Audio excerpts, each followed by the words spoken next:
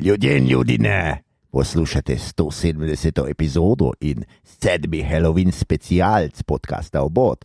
Podcasta, v katerem za vas gledamo, spremljamo, beremo, preizkušamo in poslušamo serije, filme, risanke, špile in knjige vseh žanrov, od F do Z, Obot, obsedeni z bolnimi in ostudnimi demoni. Smo, tako kot skoraj vedno, Mito Gegić, Servus, Igor Harp in moja malenkost Aljoša Harlamo. Tukaj znova brez gosta, razen kakšnega nekje globoko v nas. Današnje... Bravo, Igor, obljubili smo vam efekte in evo, Igor je tukaj danes, MC Igor. Današnja epizoda je posvečena franšizi Izganjalec hudiča. Govorili bomo seveda predvsem o kultni klasiki iz leta 1973, ki letos po moji uri šteje 50 let. The Exorcist ali v slovenščini Izganjalec hudiča, če tudi bi lahko bil mirno tudi kar eksorcist. To je kar uveljavljeno poimenovanje za takega človeka tudi pri nas. Ter o novem nadaljevanju franšize, prvem delu nove trilogije, ki lahko ponekod še ujamete v kinu, The Exorcist Believer ali po slovensko Izganjalec hudiča Vernik. Je pa med nami tudi manijak, ki je za tole epizodo pogledal tudi vse druge dele franšize, ne bom kazal s prstom. Ja, že dovolj znakažem. Ja. Če omenjenih filmov slučajno še niste pogledali, potem za vas velja pošteno opozorilo, da bomo o njih govorili brez zadržkov, torej vsemi kvarniki. Zato si ju ali celo jih morda najprej poglejte, preden poslušate dalje. Če pa ste filme že videli ali pa jih niti ne nameravate gledati, vas pa zanima, kaj bomo o njih povedali mi, pa se udobno ulezite na posteljo, zaprite oči, dihajte počasi in se prepustite našim glasovom, da vstopijo v vas in vas napolnijo z našo demonsko prezenco. Oh, man. Mislim, da je tu Mito danes nek tujek. On je demon med normalnimi. Jaz pa horor. Veš kaj, ni Indijancev. Ja. Skratka, maestro, ena demonična. Denomično. Shut up.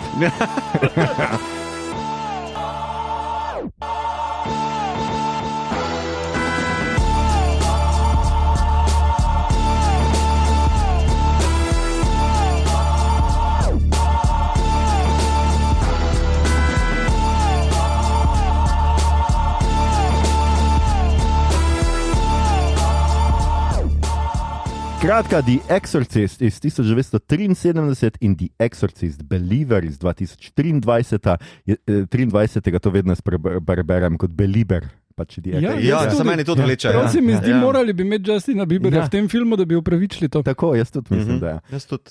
Žanr je nadnaravna, katoliška, verska grozljivka, grozljivka obsedenosti z demoni oziroma hudičem, kot piše v nekem pojmovniku. Začelo se je s knjigo, in sicer The Exorcist iz 1971, ki jo je napisal William Peter Blatty. Po resničnem dogodku je povzel, in sicer eksorcizmu Rolanda Doa. Napisal je, ko ga je spodbudil film Rosemary's Baby v leta 1968. Predtem je že imel idejo za zgodbo, ki jo je pač slišal za ta primer eksorcizma, namreč slišal že kot študent. A potem nekako ni prišlo do tega, pa tudi vsi so mu govorili, njegov založnik, urednik, mu je govoril, to se ne bo prodal. Pač, ko je gledal Rosemary's Baby, si je rekel, on bi to, ampak pozornost bi prinesel na duhovni boj. Tudi v slovenščini imamo to knjigo, išla je pri založbi Modrijan v prevodu Uroša Kalčiča leta 2012. Okay. Jaz priznam, da je nisem prebral. Igor, ti mogoče? Tudi ne. Tudi ne, Mito, to ne bom niti sprašal. Ne. Lahko me vprašaš, sicer. Mito, si slučajno prebral to knjigo? Ne. Okay. Blatty je pozneje napisal še Legion, leta 1983, najboljšega leta v zgodovini vseh let, po kateri so posneli tretji del izvirne trilogije, ki ga je tudi napisal in režiral Blatty kar sam. Nastala pa je tudi literarizacija filma iz 2004, Exorcist The Beginning, ki jo je napisal Steven Pizziks. Pazuzu. Skorda, ja. Mogoče njegov pen name. Po prvi knjigi je tako nastal film The Exorcist leta 1973, ki sta mu sledili dve nadaljevanji, ki sestavljata nekako izvirno trilogijo. Exorcist 2, The Heretic iz 1977 Najboljšega leta ever. In The Exorcist 3, 1990. Temu sta sledili dve prednadaljevanji in sicer najprej prišla ven predelava naslednjega filma, ki je prišel ven naslednje leto, se pravi 2004 dobimo Exorcist The Beginning, ker studio ni bil zadovoljen z filmom, ki so ga naredili. Je nalogočil predelavo, jaz sem zdaj pogledal oba in Hiter kvarnik, zelo različna filma sta, čeprav se dogaja bazično ista zgodba. Skratka, Exorcist The Beginning pride ven leta 2004 in potem pride tisti film, tako kot naj bi bil v začetku narejen in je to Dominion prequel to The Exorcist leta 2005. Skratka, dva filma sta za tiste, ki ste res se poglobite v to. In pa letos je prišel ven The Exorcist Believer 2024, torej, ki bo začetek nove trilogije in ima že napovedano nadaljevanje The Exorcist Deceiver. Believer, ki bo prišel ven 2025. Ja. Pa pozabil si omeniti še 2 sezoni serije. Tako, in serija, pa serija. Nisi celo pogledal? Nisem prišel do tega. Ja. In si celo pogledal? Ne, nisem. Serije pa nisem pogledal, moram poznati. Ja, lej, ne morem vsega. Sorry, ne morem vsega. Skratka, The Exorcist Deceiver pride 2025, potem bo pa mogoče The Exorcist Receiver, pa bo neki v NFL-u. Ja. Zdaj, ko je Taylor hodi na te tekme NFL-a, po moje, se tam neko demonsko dogaja. Ne veš, kaj tam imajo The Power dostkrat? of Swift compels you.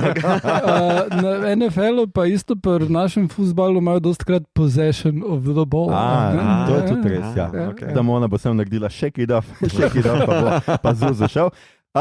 Začeli bomo seveda z kultno klasiko Izganjalec hudiča iz leta 1973. Jaz, ki sem gledal ta film 2 dni nazaj, skoraj ne morem verjeti, da je to 50 let že tega, kar je te film narejen. Kaj se spomniš, kako je bilo, ko si ga gledal v kinu na premieri? Veš kaj, nekaj me provocira, ker smo povedali, katero je najboljše leto in to je 10 let po mojem rojstvu, pred mojim rojstvom, ne po mojem rojstvu. Ta film, tako da nisem mogel biti na premieri, razen duhovno. Režiral je William Friedkin, ki je predtem režiral, s čimer se Igor absolutno strinja, enega najboljših thrillerjev vseh časov, The French Connection. Veš kaj, Igor? Ta je boljš. Ta je boljš. Ja. Potem je naredil še To Live and Die in LA 85. Pa The Guardian 1990. Nazadnje pa smo gledali in to film, ki ga je naredil po 12 letih, je pa The Kane Mutiny Court Martial. In sicer je ta film prišel letos ven in ga noben ni videl. Ne. Pa naredil je še Sorcererjev vmes, a ne? Ja, ampak 12 let je od zadnjega filma, se pravi 2011. Ne, mislim, tam dost po Exorcistu je naredil Sorcererja, ki je, mislim, da njegov najboljši film. Ja, okay. Plačilo za strah. To je slovensko. Sorcerer. Ja, basically je predelava francoskega filma, ki mislim, da ima nekak smiseln naslov za plačilo za strah in gre za ljudi, ki pač morajo prepeljati nitroglicerin in je ful napeto, ker so cel cel v paniki, da bo vse skupaj razneslo. Mislim, ful je še več zgodbe, ampak... Ne, še en film je. 70-ih, ko so tudi dinamit furali. Ja, francoski. Ja. To je pa remake. A ja? Ja. I know that shit. Okay. Ja, zato je bolj plačilo za strah, ne vem, zakaj točno je on dal Sorcerer. Se ne spomnim. Bolje res nenavaden naslov za film o dinamitu. Ja, Sorcerer. Ja. Ok. Vsak dan zvemo nekaj novega, danes 3 stvari že. Zdaj, če pogledamo, tokrat bomo pogledali Mali igralce, ker gre vendarle za kultni film. In Chris McNeil igra Ellen Burstyn, ki je dobitnica Oscarja, Tonija in 2 Emmyjev, kar se res vidi v njenem performansu. Jaz se najbolj spomnim, priznam, da iz Requiem for a Dream, ker je tista mama, ki gleda kviz. To je z 2000, drugače The Last Picture Show, pa dobila je, mislim, Oscarja za Alice Doesn't Live Here Anymore, 74. Potem je seveda ena izmed glavnih vlog, čeprav v filmu je mogoče 15 minut, vsega skupaj je Max von Sydow. Sydow, rečejo. On je eden izmed peščice igralcev, ki so igrali Jezusa in Hudiča. In tu je še zraven pač duhovnik, ki se boje z demonom. ki stoji med Jezusom in hudičem. Ja. The middleman. Pa še človek, ki igra šah s smrtjo. Tako. Ja. Poznan je najbolj po Sedmem pečatu iz 1957, potem je naredil še 11 filmov z Ingmarjem Bergmanom, kar je dosežek že sam po sebi, ker Bergman je bil norc, med njimi Divje jagode. Potem ima za sabo Flash Gordona, seveda, Conan the Barbarian, Never Say Never Again, Dune, Minority Report, Star Wars The Force Awakens in seveda Game of Thrones. In seveda Jesus Christ Superstar. Tudi Jesus Christ Superstar. Čakaj, kje je pa bil Game of Thrones? Kaj že bil on? A Free-Eyed Raven je on, ne? The Original, no? The Original, Ja. proto-brand. The OG. The OG. Ja. Nihče noče biti brand. Potem je tu še Lee Jacob, ki igra lieutenanta Williama Kindermana, ki ga bomo potem srečali v tretjem filmu, ampak ne bo ga igral Lee Jacob več. Igral je v 12 Angry Men, pa v Man of the West, How the West Was Born in serija The Virginian. In pa jaz bi omenil seveda še Jacka McGowarana, ki je Burke Dennings, ki je seveda igral The Fearless Vampire Killers, or Pardon Me, But Your Teeth Are In My Neck, oziroma Ples vampirja iz 1967. Pa tale Linda Blair je pa seveda Regan McNeil in jo srečamo tudi v novem filmu. Drugače jo srečamo tudi v drugem, se pravi v nadaljevanju, v dvojki, in zdaj v tem novem, seveda na novem pride na koncu, pozdraviti mamo. Ja, za njo je, jaz nisem videl nikjer drugje razen tle, ampak za njo je tale Cat Mode kritik za, bivši kritik za, kako že, Observer, za njo rekel, da je v bistvu ona igrala non-stop in kao, da je znana po tem, da je one of the hardest working actors in Hollywood. Ja, ful je naredila teh nekih hororjev, takih B-produkcij, ful exploitation filmov, tudi Venom je je tako, igra je kot en seks simbol, zaradi tega filma sem že pozabil, ker ga. Tako da je kar, da je precej igrajo, ampak tudi jaz moram priznati, da. Jaz se nikjer drugje. Da jo jaz poznam bolj ali manj samo tle. Je pa to ona pač kao ena izmed prvih Scream Queens, se pravi, ki je v vseh teh igrala, v vseh teh filmih. Ona pa Jamie Lee Curtis. Tako, in fun fact, mama Jamie Lee Curtis ni pustila, da bi ona prišla na audicijo za te film. Je mama, mama je tudi igralka, ne, Jamie Lee Curtis. Janet Leigh. Tako, Lejeva je rekla, da to pa mogoče preveč, ta film, ko je videla scenarij masturbiranja, medtem ko je recimo Linda Blair se zelo hihitala, ko je slišala, da bo mogla masturbirati nekaj, ampak so za večino teh najbolj takih eksplicitnih prizorov so seveda uporabljali dvojnico, ker je ona bila takrat še zelo, zelo mlada. Ja. Če je rojena leta 59, je bila 14. Torej 14 let recimo, stara. Ja. Kar malo je za en tak zelo ekspliciten film. In zdaj, dobro, dajmo se lotiti kar najprej seveda tega kultnega originala. Mogoče preden gremo k temu, zakaj je to kulten film, dajmo povedati mogoče, a se videli spomnite, da ste prvič gledala Izganjalca hudiča in kakšen efekt je imel na vaju? Kako mi nozna to zdaj rekel. Ne, jaz priznam, da se ne spomnim, kde sem ga prvič gledal. Mislim, da ziher vsaj 8. razred ali pa prvi letnik, torej srednje šole, torej 94, 95, mogoče 96, to nekje. Če pa je bil kakšen efekt, sem ga pa globoko potlačil.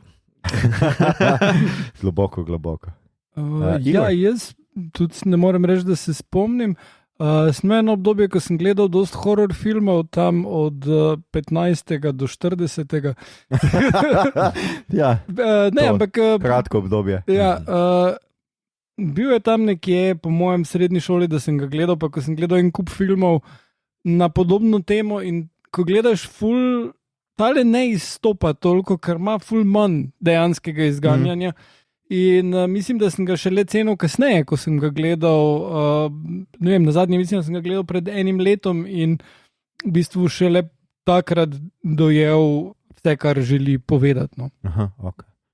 Ja, ker jaz recimo se pa zelo dobro spomnim, zdaj ne bom rekel, da je to ravno prvič, ko sem ga gledal, ampak jaz sem ga gledal nekje že v osnovni šoli, bil je na televiziji, pa ne vem, če ni bil to ena ta retrospektiva grozljivka, karkoli Sova, karkoli so pač imeli takrat na TV Slovenija. In se spomnim, da mi je kar pognal straha po celem telesu, ali kako v dušo mojo. In da mi je bil res se mi je zdel tako eden najbolj grozljivih filmov, ki sem jih do tistega trenutka videl. Bom pozneje tudi seveda bolj elaboriral, zakaj se mi zdi tako grozljiv. Lahko zdaj, mislim. Ja, no, mislim, hočem reči samo to, da meni je všeč pač ta film, zato ker se začne bolj kot drama. Ker v resnici ti imaš lik, ki skoraj nobeden do konca ne verjame čisto 100%, da gre za demone, ampak vsi nekako hočejo se tega racionalno lotiti. In šele, ko se res začne ta obred izganjanja, ko pride oče Merrin, do takrat naprej, ok, nehimo se hecati, to je hudič, demon, karkoli pač je, dajmo ga izgnati ven. Do takrat pa je vse te, ki ona gre čez vse te teste, pa njeni nenadni zbruhi besa, jeze, pač vulgarnosti, ne, ki jih meče, ki jih grejo iz nje, so tako, res je to film, ki počasi gradi in zelo realistično gradi neko grozo, nek občutek napetosti, in potem, ko se začne vse to dogajati, od tistega vrtenja glave do marsičesa, te v resnici res že film drži na robu sedeža. In to je meni všeč in to je nekaj, kar je res tako mojstrsko dosegel, kar so dosegli v tem filmu. Sem pa zdaj, ko sem gledal režiserjevo verzijo, moram priznati, da se mi je zdela še boljša. Aha. Vem, da so neke minimalne spremembe, šel sem brat, ampak recimo se mi je zdela še boljša. No, in smo zdaj že, se pravi, pri drugem vprašanju, zakaj je torej Izganjalec hudiča kulten. Ne? Imamo ogromno grozljivk, tudi do leta, se pravi 73 je veliko grozljivk že zunaj, ne? V resnici je grozljivka kar tako v filmski zgodovini, tudi do tega trenutka je najbolj plodnih žanrov, imamo skratka jih veliko. Zdaj ne vem, koliko je filmov že o izganjanju hudiča, ampak domnevam, da jih ni malo, ne? Da jih vseeno nekaj je. Zakaj je to tok poseben film? In se pravi, zdaj ste ga oba pogledali še enkrat? Ja, kratkem. A vam še vedno zdrži? Se pravi, to je, mislim, da tisto najbolj ultimativno. A je to res samo kulten film v smislu, da ga gledamo kot zgodovinsko zanimivega za žanr, ali je to vseeno film, ki še danes drži vodo? Jaz vsekakor mislim, da je zelo sodoben še vedno, da v bistvu po vseh teh 50 letih, da zmore prenesti težo te osnovne teme, ki jo skuša postaviti tega osnovnega vprašanja v sodobnost. Meni je to vprašanje krize inštitucij pa okolice in kriza ne vere, kot pa pač ta neka tesnoba, osebna tesnoba, ki potem v brezupu išče kakršnekoli odgovore, ki pač pridejo, ki bojo odgovorili na njeno stisko, predvsem stisko matere. Meni je Reagan tu v bistvu simbol tega brezupa. Ta posesivnost sama je zelo meni je zelo na postranski tir porinjena. Tudi vprašanje vere Boga je zato dejanski hudiča, Bog obstaja, to v bistvu film sploh ne začne, hudič je tam ali kakorkoli ta demon, medtem ko vprašanje Boga niti ni nikoli potegnjeno vnaprej. Zgolj, vse, kar ta film skuša spostaviti, je, kako je okolica, kako so institucije, kako je znanost, kako so bližnji prisotni ali pa tisti ne toliko prisotni, neodzivni. Kako se v bistvu ne znajo odzvati ali pa jih ni niti blizu, nimajo odgovorov, nimajo nič. In na koncu se pač mati, ta igralka, zateče v pač to skrajno obliko, ki pač prinese rezultate. In film je tudi posnet na ta način, da te nagovarja na ta način. V bistvu tako oče Karas, kot mati in Reagan so posneti vedno v nekih oddaljenih kadrih z telefotografskimi lečami. Ta razdalja je vedno zelo prisotna noter, tudi ko se po hiši premikajo, so v bistvu liki zelo majhni. So med njimi jasne premice. V bistvu že na fotografski način je to jasno vzpostavljena razdalja, osamljenost, izoliranost, tesnoba in tako naprej.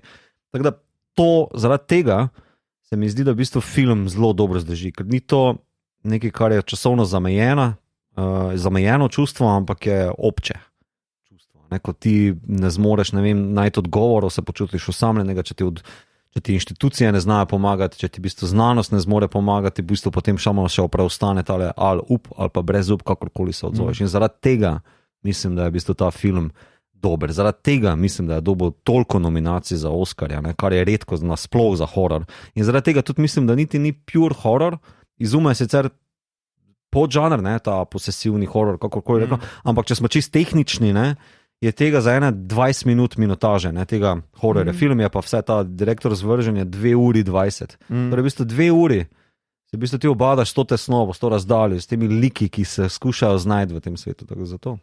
Ja, sem ti hotel dodati. Super si to povedal. Ja, ta nezmožnost nekih nemoč institucij je tle zelo jasna. Ne? Tudi nemoč Vatikana, ne? Ker tudi Vatikan najprej pošle Karasa. Zakaj? Zato, ker je on tudi psiholog. Ker tudi oni mislijo, zdaj pa pač nočemo biti neka zaostala institucija, ne?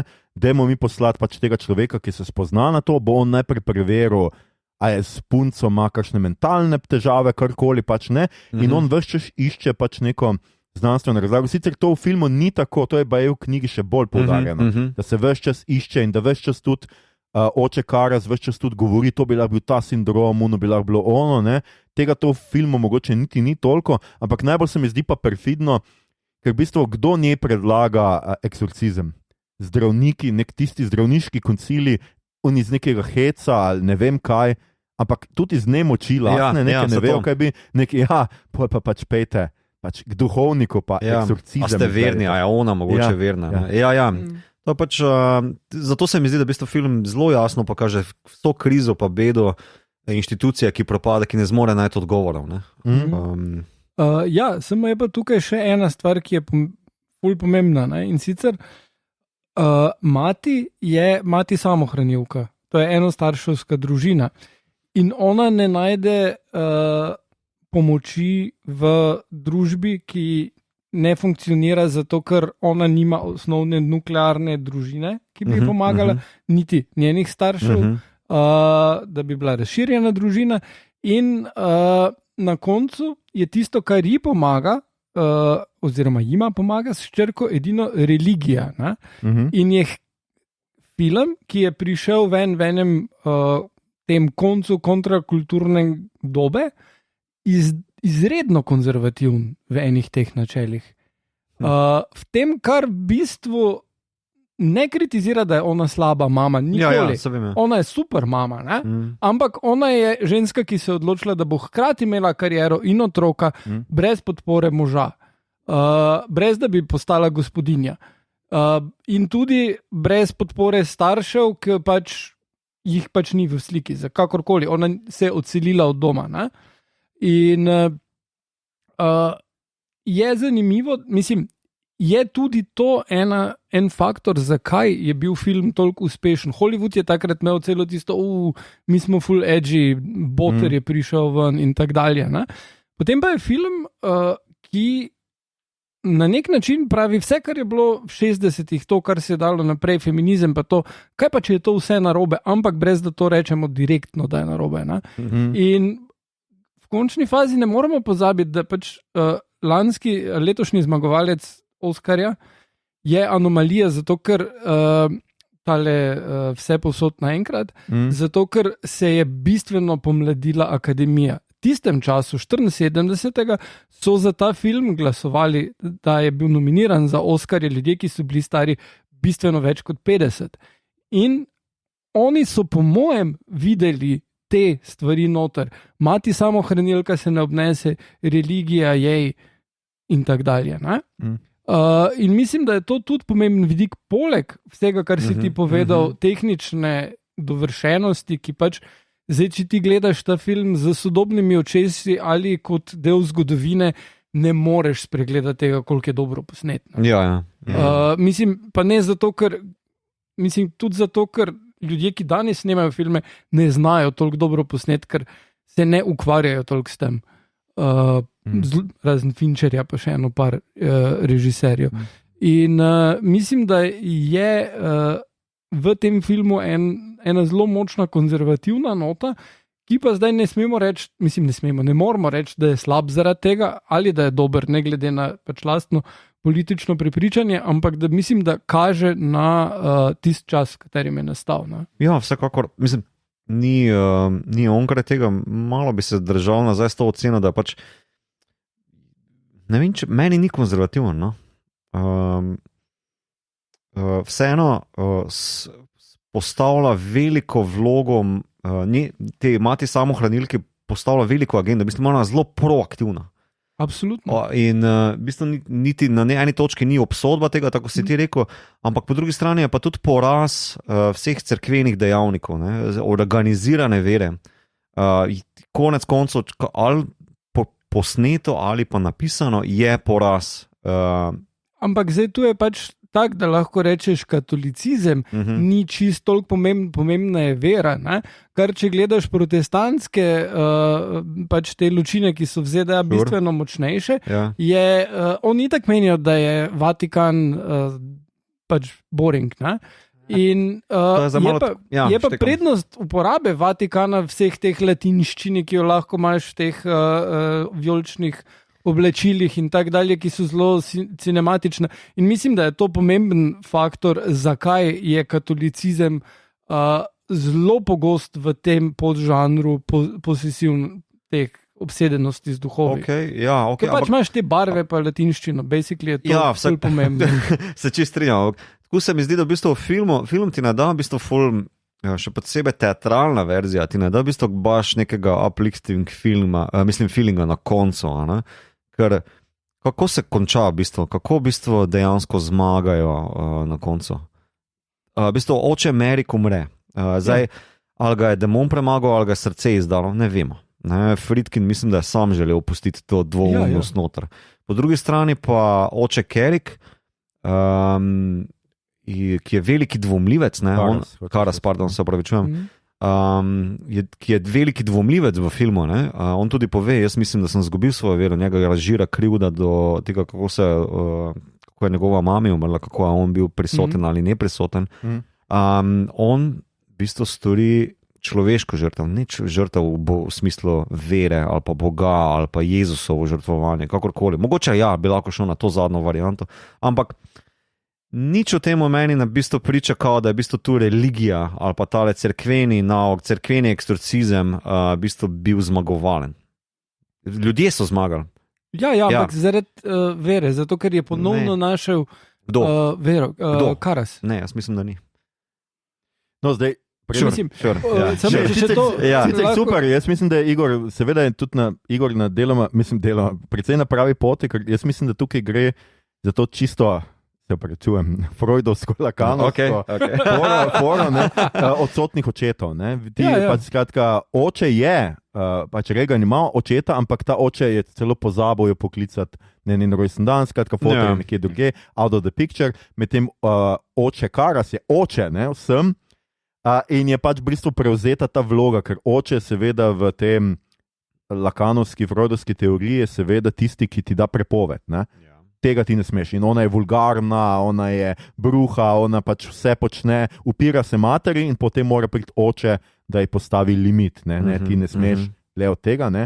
Ta fora gotovo je, ker tudi oče Karas ne more poskrbeti za svojo mamo. Se pravi, ta primarna vloga moškega je zelo razgrajena. On ne more, če bi on svojo izobrazbo unovčil, to se mi zdi taka super fora, in ne bi sledil svoji veri, bi on lahko bil bogat zdravnik, tako mu brat reče, vsaj v režiserjevi verziji, ti bi bil zdravnik in bi služil, mi tvoja mama živela, zdaj bi bila imela, sestre, vse bi bilo poskrbljeno. Skratka, ta vloga moškega kot tistega, ki skrbi za familijo, je tukaj odzeta. Hkrati policija tava v temi, še ena avtoriteta, ki nima pojma, kva se dogaja. On ves čas hodi in propade in filme hodi gledati. Mislim, da ta fora je. Se pa krati jaz strinjam z Mitotom, da na koncu pač pokaže totalno nemoč tega. Jaz mislim, da oče Karas seveda ne zmaga z vero. On zmaga tako, da demona nekako v tej njegovi ideji, da je ta demon vse mogočen ali da lahko vse naredi, ga preslepi in ga reče, prid vame, pusti njo in potem naredi samomor, kar je seveda največji greh Ja. v katoliški veri. Ne? In se ubije, zato ker ga ne more premagati nikakor, zveru ga ne more, lahko ga samo dobesedno fizično premaga svojo lastno smrtjo, svojo lastno žrtvijo. Ja, v bistvu tudi film sam nagovori na to, da v bistvu, temu zdaj rečem, da to žrtvovanje, on ne razreši konflikta do vere, ne? On ne razreši dvoma, lastnega dvoma, on samo se nekako preda nasilju, v bistvu ga razočara, kao, da je veliki vernik, ne, ki je zraven njega stal. Sicer šibkega telesa, ampak večje vere, kot je bil on prisoten, ki je ravno njegov kontrast odličnega fizičnega stasa, ampak šibke vere, da je v bistvu nekdo, da oče Merik umrl, ne, in v bistvu se pol žrtvuje zase, za njega, za njo. To je mogoče tisti verski element noter in razumem to branje, komot razumem, ampak mislim, da ni tle prisotno, mislim, da je bolj cinično, malo bolj dark je. Bila so 70, nisi mogel končati filma, brez da nekdo umre. Ne? Tudi če gledaš, kam je on je padel na iste stopnice kot tisti režiser, pol pa po vrhu, ko on oče, ki mu je dal odvezo, gleda na koncu filma v režiserjevi verziji, najprej na one stopnice, pa se obrne nazaj na hišo, pa zopet nazaj stopnice, pa te stopnice v bistvu kao vrže ven, ko umre. In mislim, da taki neki, kako rečem, lep bookend za to, kje je ta demon pristal. Ni pristal v peklo nazaj, pristal je na ulicah. Pristal je zopet zunaj, pristal je zopet v našem svetu. In v bistvu to Friedkin čist jasno pokaže. Skoraj da identični kader tega pogleda očeta, ki zre v ono smrt, ali zre, kam je demon pobegnil, ne veš. No. In padec patra je seveda dobeseden tudi padec. Ja. Pravi, mislim, je tudi metaforičen padec. Se pravi, on propade in pade. Ja, mislim da nekako on zgolj prekine tisto, kar sta v režiserjevi verziji rekla, mu je rekel Merik, ki je vprašal, torej oče Karas, pardon. Karas, ja, in Merin. Ja, Merin, ja, se upravičujem. Ne Merik. Ok, knočem, ja. Merijadok. Super, ja, še bolj me zjebi. Ko ga je vprašal, zakaj ona, zakaj se to sploh zgodi, ne? In, to res ni nikoli pojasnjeno. Ne, Merin potem reče, da v bistvu on verjame, da v bistvu je to iznakazanje, ta posesivnost nekega telesa, obsedenost, tukaj zato, da v bistvu testira vse ostale. Da v bistvu se vera, človeškost, brezup potencira, načne pa potencira brezup in tesnoba na vseh ostalih. V bistvu on, demon, v neki logiki bi lahko takoj fental Reagan, po moje. Ja. Ampak tega ne počne. Tega on v bistvu pritiska na gumbe vseh, ki so tam. Ja, je pa še en vidik, ki ga ne gre spregledati, in sicer Reagan je najstnica. In najstnice so pač take. V resnici nič neobičajnega ne počne. Če primerjamo to s Carrie, recimo, ki je jih takrat enkrat nastal roman, imamo prav tako najstnico, ki pa v tistem primeru ni obsedena, oziroma njena mati je prepričana, da je ona obsedena, ampak dobi nadnaravne moči. Okay. In je za okolico še hujše. Kako smo spet končali pri menstruaciji, pri prejšnjem filmu. Zdaj bom še pa eno branje v letu not, ki pa ni nikoli eksplicitno noter dano, ampak mislim, da glede na ono niti ne masturbatorno sceno, kot pa pač zlorabo z križom, je branje, da je v bistvu to neka spolna travma, zaradi nekega spolnega napada. Zdaj v knjigi tega ni, v filmu tega ni, ampak vso obnašanje, ki je pa tam, se pa bi danes, če bi bil ta film posnet, bralo na ta način. Jaz mislim, da ja. Da v bistvu je to dekle, da je Reagan bila zlorabljena. Mogoče od očeta, mogoče od tega kretenskega režiserja Burka, ki tudi umre off camera, tako kot oče Merin in tako naprej. In ni tako zanemarljiva fora, sama za sebe. Zgolj tako podajam tukaj en kamenček še v mozaik. Ne, vsekakor. In tukaj spet imaš to, da če primerjamo z enim drugim kontroverznim filmom iz tistega časa, Last House on the Left, tam je zgodba, da ni enostarševska družina, ampak ima oba starša, deklico zlorabijo eni ljudje in potem te ljudje imajo prometno nesrečo in jim starši pomagajo, in potem starši ugotovijo, da te ljudje, ki so nepokretni, polomljeni v njihovi kleti, so jim zlorabili hčerko. Aha, ok. In se they get medieval on them. In zelo dost je bilo to vrstnih motivov v tistem času, zgodnih 70-ih, v hororju. In mislim, da Eksorcist je po mojem najbolj izpiljen izmed vseh filmov. Zdaj pač, če še tukaj vključimo Rosemary's Baby, mislim, da je malo boljši film, mogoče, ampak tu zdaj težko bi šli, mogoče nekaj drugega tudi hoče povedati. Ne? Ampak mislim, da tele filme, da pač Eksorcist je zelo izpiljen, izdelan film, narejen zato, da bo dobil Oscarje pa vse to, medtem ko Last House on the Left, pa tudi Carrie, pa kaj še bilo en kup trasha, pa Night of the Living Dead recimo, pa Dawn kasneje, ne, tudi približno v tem času, so pa hoteli so pa načeli dosti bolj direktno načenjali ena družbena vprašanja in so namenoma bili politični, medtem ko Eksorcist je pa art film, ki je hkrati tudi političen, ampak dosti bolj dosti manj eksplicitno, dosti bolj subtilni. Ja, jaz mislim, da zmaga predvsem zaradi te vizualne ravni, pa tudi koliko časa si vzame, koliko minutaže podeli tem likom pa okolici. V bistvu mi spoznamo očeta Merina? Ne, Merina, če poznaš na začetku, ampak Karasa, spoznaš pri 20 minutah, on pa mati se spoznata pri, ne vem, 85 minuti, oče Merin pride na zadnjih 15 minut. Vse ostalo je pa zafilano z mestom, z Georgetownom, z urbano okolico, z v bistvu nekimi navadnimi življenji, z nekim dokumentom. Se tudi film sam, Friedkin je ustrajal na nekem dokumentarističnem stilu, kot ga uporabil pri French Connectionu. Barve so v bistvu zelo naravne, zadržane, v bistvu take malo pastelne, v bistvu dokumentaristične zopet. In je glih kontra od tega, kaj bi danes se naredilo, kot se je pač tudi zgodilo v Exorcist Believer, o katerem bomo kasneje, kjer pač našopaš kontraste, ki so umetni, barve, ki so umetne, ali pa sodoben horor je v bistvu zeleno tintiran.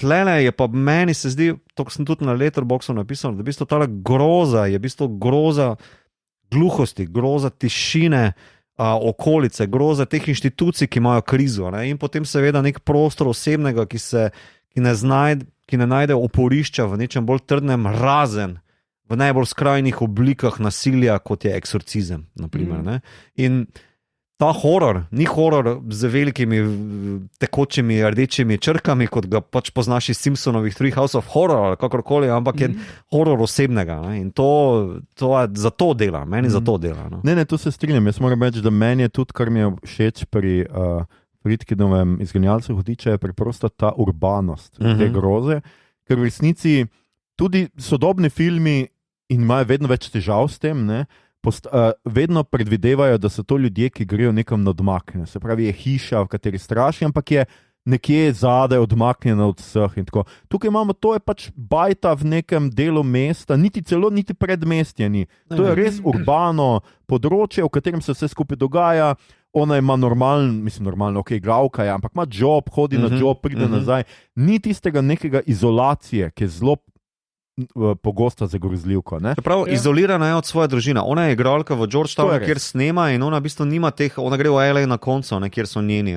To je res, preseljeni tam, ampak ima tle, vseeno ima tle neke prijatelje, nek žur noter. Jaz mislim, da je podobno pač grozljiva, se mi je zdela samo še pač v Noči čarovnic, ne v Carpenterjevi originalni. Čeprav tam je suburbia, tisto je vseeno nekako ni mesto, Suburbia je neki zraven mesta, pa ni čist mesto, ampak vseeno narediti ulice grozljive. Tukaj pa recimo naredi bajto veliko bolj grozljivo kot katerakoli grozljivka z hišo strahov. Če tudi bajta sama ni grozljiva, samo ena taka prezenca, ampak tista soba, ko stopiš na noter, ker že vidiš, da je drug prostor, kako dihajo se jim pač vidi, da je mrzlo, vidi se, da je, ne vem, smrdi, vsi vidiš, kako. Druga barva svetlobe. Druga barva svetlobe, vsi pač, ko vstopijo noter, si začnejo zatiskati nos, ker pač ima svoj von. Prav lahko vidiš, da je to nek svoj prostor, ki pa deluje znotraj enega normalnega, realističnega prostora. In to je meni super všeč. Ampak prej, ko smo bili pri zlorabah, sem hotel pač reči, da bo vseeno. Je pa malo problematično, kako je ta film nastal, oziroma kaj se je dogajalo. Friedkin je bil norc. Friedkin je grozne stvari počel igralcem, od tega, da jih je šamaril med snemanjem, do tega, da je kar neki streljal s praznimi metki v zrak, da jih je pač strašil, do tega, da je bil grozen do svojih asistentov, ki so mu mogli po kavo nekam hoditi, ne vem kam, kilometre daleč, zato ker je bila tista kavarna bližnja zaprta, on pa je hotel točno tisto kavo, ali kaj je že neki bilo. Skratka, bil je grozen človek in seveda tudi produkcijo filma je zavita v eno skrivnostnost, ker naj bi umrlo kar nekaj ljudi, čeprav jaz nisem potem zasledil nikjer, koliko ljudi naj bi, nekaj ne bi se jih poškodovalo, ene par naj bi jih umrlo, ne ena ali dva, ene par ljudi naj bi med snemanjem umrlo. Ali je to neki urbani mit, ki je nastal zaradi fame filma? Tudi na Wikipediji imaš to, da jih je nekaj umrlo in pa da so imeli ful nekih nesreč, pa da so dvakrat dlje je trajalo, skratka produkcija, kot so imeli nameravali. Je pa res, da je seveda tudi studio to zelo marketinško super izkoristil, da so pač tile, ki dajejo rejtinge filmom, ne vem kaj so, neka ta zveza, je dala rejting R, kar še vedno pomeni, da otroci gledajo. Ne. 17 ne. Aha. To je 17. Aha, ok. Se pravi, na mesto X in potem je bil seveda cel, zaslužil film, mislim, 193 milijonov, v tistem času, do zdaj že 441 milijonov, tako kot se je Mito ti rekel, to je prva grozljivka, ki je bila kadarkoli nominirana za Oscarja. Pobrala pa je za prirejen scenarij in za najboljši zvok. Ja. Ampak nominacije je bilo pa 10. Ne? Ja, nominacije je bilo pa 10. Skratka, spet gre za eno tako tudi kao art film, ampak hkrati tudi to neko famo genija, ki je Friedkin imel, čeprav je bil kreten. To je bil pač novi Hollywood, to ima Marcel v svoji knjigi Hollywood 2.0, ali kak je že. Zelo dosto o tem pa tudi Tarantino piše v svoji knjigi. Pač te ljudje so bili dost polni sami sebe, Coppola, Friedkin, Peter Bogdanović, De Palma, George Lucas. Te ljudje so pač malo drugače gledali na film, imeli so idejo, da je vsak pač režiser tisti, ki vse naredi, in imeli so ful bolj proste roke, pa dobili so relativno ok budžete za delati. Ne? Kar mislim, da po mojem najboljši izkoristil Coppola z Botrom. Ostali filmi pa mislim, Friedkin je French Connection naredil za zero budžeta, potem je pa za Exorcista, pa za Sorcerera dobil normalne budžete šele. So se zelo lovili, tudi Lucasov prvenec, prva dva filma sta bila zelo brez budžeta, pa Vojna zvezd pa je imel nekaj. In te ljudje so pač zelo kultivirali Mad Genius famo in mislim, da so se tudi malo bolj tako obnašali do svojih asistentov in do tega, ker pač je bilo to cool, pa ker dostkrat niso točno vedeli, po mojem, kaj delajo. Ja, pa mislim, da je tudi del tega. In so bili v paniki konstantni. Ja. Ker pač, če vidiš vse te fotke njih, oni so bili precej nerds, oni so tak imeli nek tak gangsta vibe, ampak recimo Spielberg, vem, da je svojo ženo Kate Capshaw, ki je igrala v njegovem filmu, nekomu drugemu rekel, če ji lahko reče, če bi šla na zmenek z njim. Tak, ja. Okay. That's cute. Ja, Spielberg je bil najbolj normalen. Drugače bi rad vseeno ob tem filmu omenil še umetnika za make-up oziroma strokovnjaka za ličila, Dicka Smitha, ki je mislim, da naredil tukaj. On je delal drugače tudi pri Botru in je tudi naredil pač izjemne stvari, vsi ti vse te. To so zelo praktični, vsi ti efekti so noro praktični. Skratka, za tisto obračanje glava je narejena animatronična lutka. In on je tudi tisti, ki je postaral, se pravi, Sidova, ker so celo nekateri misli, da on res tako zgleda, ker je prišel kot starec. Gor so že bili tako, kaj se pa je zgodilo v Maxu, v vsem tem cajtu. Ja, Bergman se ima zgodilo. Ja, ampak on ni bil tako star, kot zgleda noter, skratka, ta tip je naredil res enih izjemnih stvari in to je res ena tak, zdaj ko sem gledal še enkrat ta film, ful ima vplivnih nekih prizorov. Ne? Med drugim, recimo v direktorjevem verziji, imamo tudi Spider-Walk, se pravi pajkovo hojo, ko skratka pride Reagan po štengah dol, ampak kako bi to pojasnil? Na porokah in nogah, ampak s hrbtom obrnjena. Skratka, tako, kot bi ti šel kot opica po vseh štirih, ampak na most. Na most, hvala, Igor, na most. Pride dol in to je nekaj, kar zdaj videvamo v vseh grozljivkah, to plazenje in to po vseh, po stropu, pa po vsem. Ampak tam je to prizor, ki me je res presenetil in prestrašil po dolgem času, da me nekaj prestrašil, zato ker očitno še nikoli nisem gledal režiserjeve verzije in jaz tega prizora do pred 2 dnevoma še nikoli nisem videl in ga nisem pričakoval, ker film znam skoraj na pamet in me je to res čist what the fuck je bilo pravkar to. In ker res on sem dol priden, je tako, neki bruhne ven. Ja, kri neko plune. Ja, bruha pa skozi. Ja, on žolče vse posod. Ja, tudi Friedkin se je nekomu, ne vem že komu, enemu se je zlagal, da in v vseh vajah mu je ona bruhala po njem, po prsih, potem pa mu v resničnem snemanju, ko so pa res snemali, mu pa v obraz bruhala. Glej, mislim, Tip je bil zelo tako, kako bi rekel, kreativen. To je dost običajno, ne? Recimo v Alienu. Bruhat v obraz. Ne, ampak v Alienu Ridley ni povedal, kaj bo, da bo ven skočilo iz njega, ne? In pa so pač namenoma je tako, da bo nekaj malega se zgodilo in pa so bili oni čist freaked out in pač to je to, kar imamo posneto v Alienu. Ok, trik, da dobiš reakcijo, mogoče malo bolj pristno ali pa nekaj. Vem, da ta prizor, to sem bral potem, zakaj ga ni bilo v teatralni verziji, je, ker so se žice videli. Evo, kratko in jedrnato, ker so pa se žice videli. In so to šele kasneje so pa lahko, torej, mislim, da The Version You've Never Seen, mislim, da uraden naslov tele Director's Version, mislim, da po letu 2000, ne. To je bilo ful drago, airbrushati iz vsakega kadra posebej. Tako da to so potem naredili, zato ker so lahko malo bolj čipni. Naroče sama verzija med sabo, pa teatralno sem gledal eno primerjavo, ni tako hudih razlik. Ni. Glavno je, da se tale demonček večkrat sublimno nekje pojavi v kakšni senci. Kot ste ga zdaj imeli moč slišati. Ja, to mene niti ni. Bolj se mi zdi pomembno tista, zdravnik, ko prvič govori z mamo, pa je pač povedal na vulgarnosti, mal ti napetost še oziroma mal te pripravi na to, kaj se zgodi. Tudi več minutaže dajo tem medicinskim postopkom, kar jaz mislim, da je mogoče srž tega, dodaja srži te groze, ki sem jo prej omenil, da propad kriza inštitucije, ker na svoj način je tudi to nek body horror, ne? Ki se potem nagrajuje in dograjuje. Ne? Mislim, ona scena, ki v bistvu dajo neko sondo v žilo noter in šprica tisto po njej gor, ona pa vmes smera, je wow, to je kar contemporary, mislim, tako nasploh. Tako da je kar hudo. No? Mislim, več te minutaže je noter, tako da že zaradi tega se splača. Vem pa, da se en folk buni nad to pajkovsko sceno, ki, bodimo odkriti, ni potrebna. Ne, ampak je pa dobrodošla. Ja, no?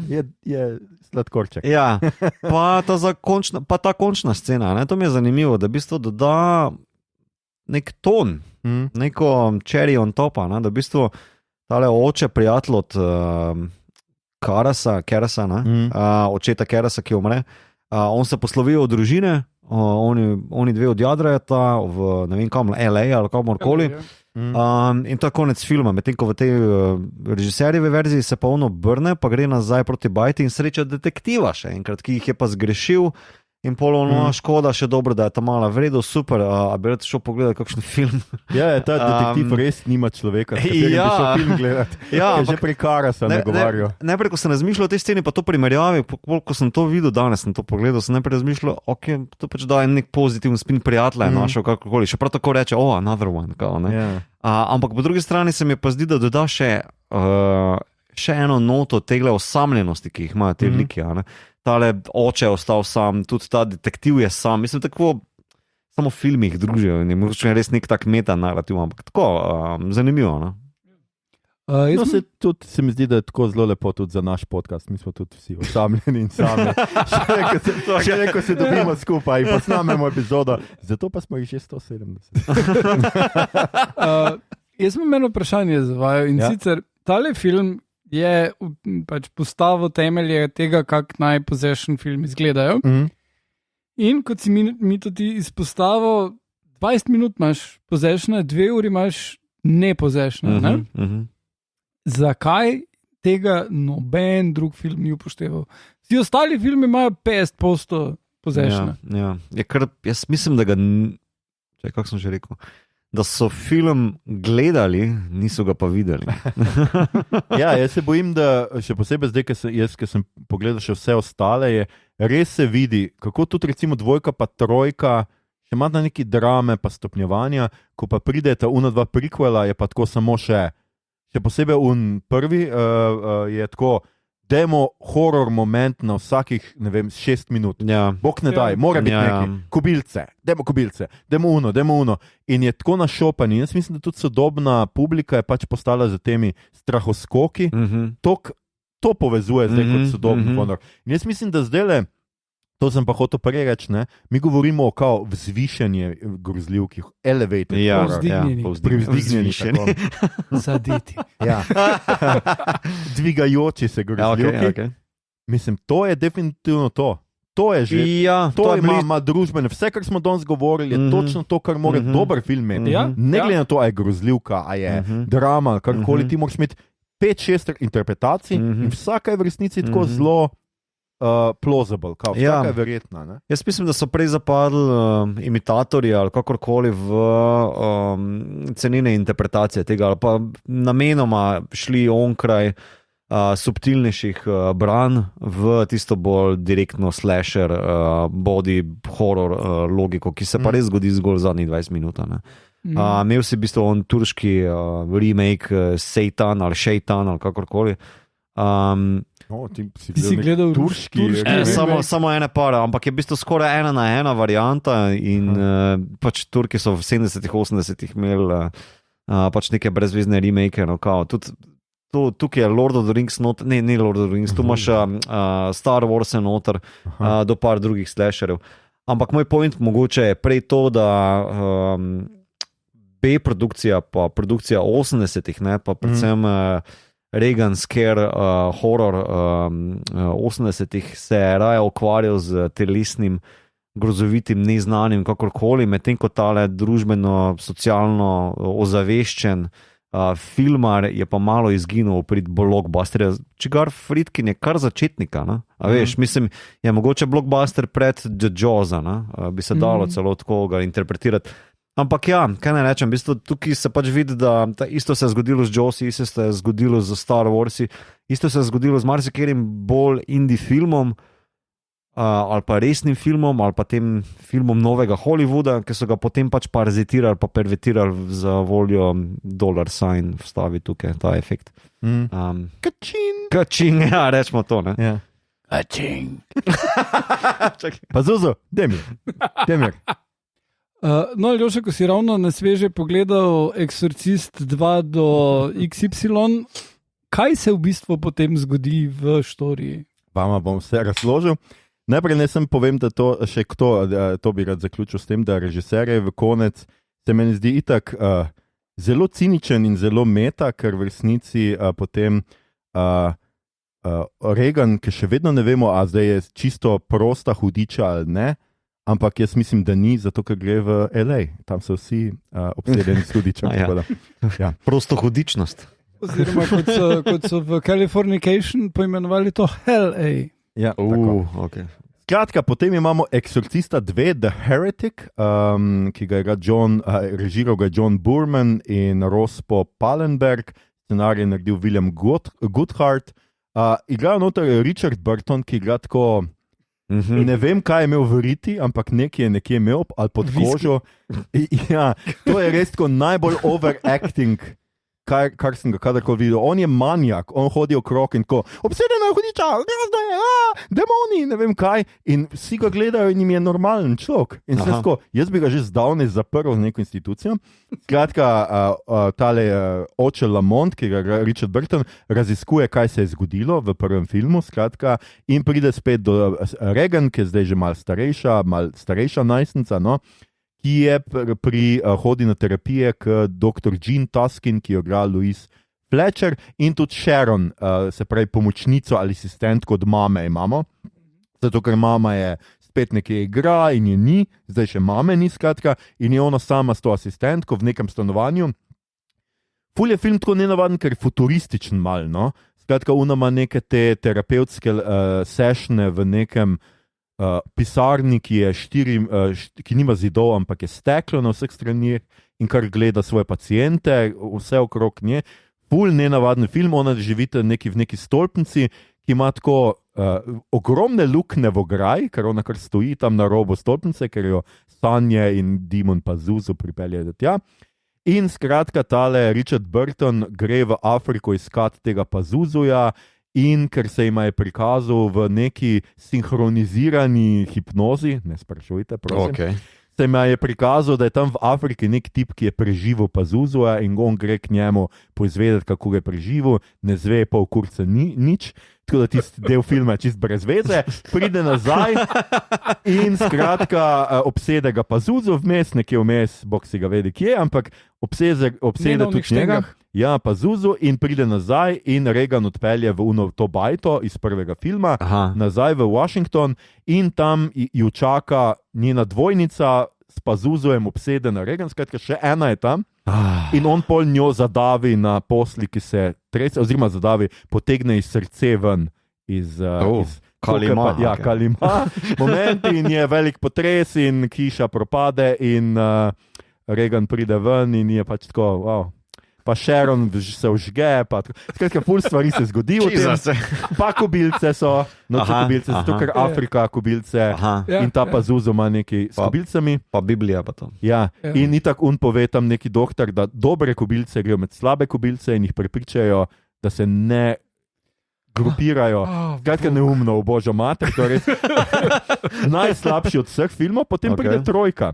Kjer je zdaj Kinderman, se pravi policist iz prvega filma, ki pa ga tokrat igra George C. Scott, in Father Dyer, se pravi najboljši prijatelj od Karasa, ki ga igra Ed Flanders, ki nima poveze s Simpsonovim Flandersom, ampak se tako, po eni strani sta buddy policaja, mislim, on je policaj, on duhovnik, in se skoro neki zezata, on bere tam neke modne cajtnge v bolnici in mu reče, a ne bi reč Biblije, ne, Biblija ima slabo modo. In take pač joke.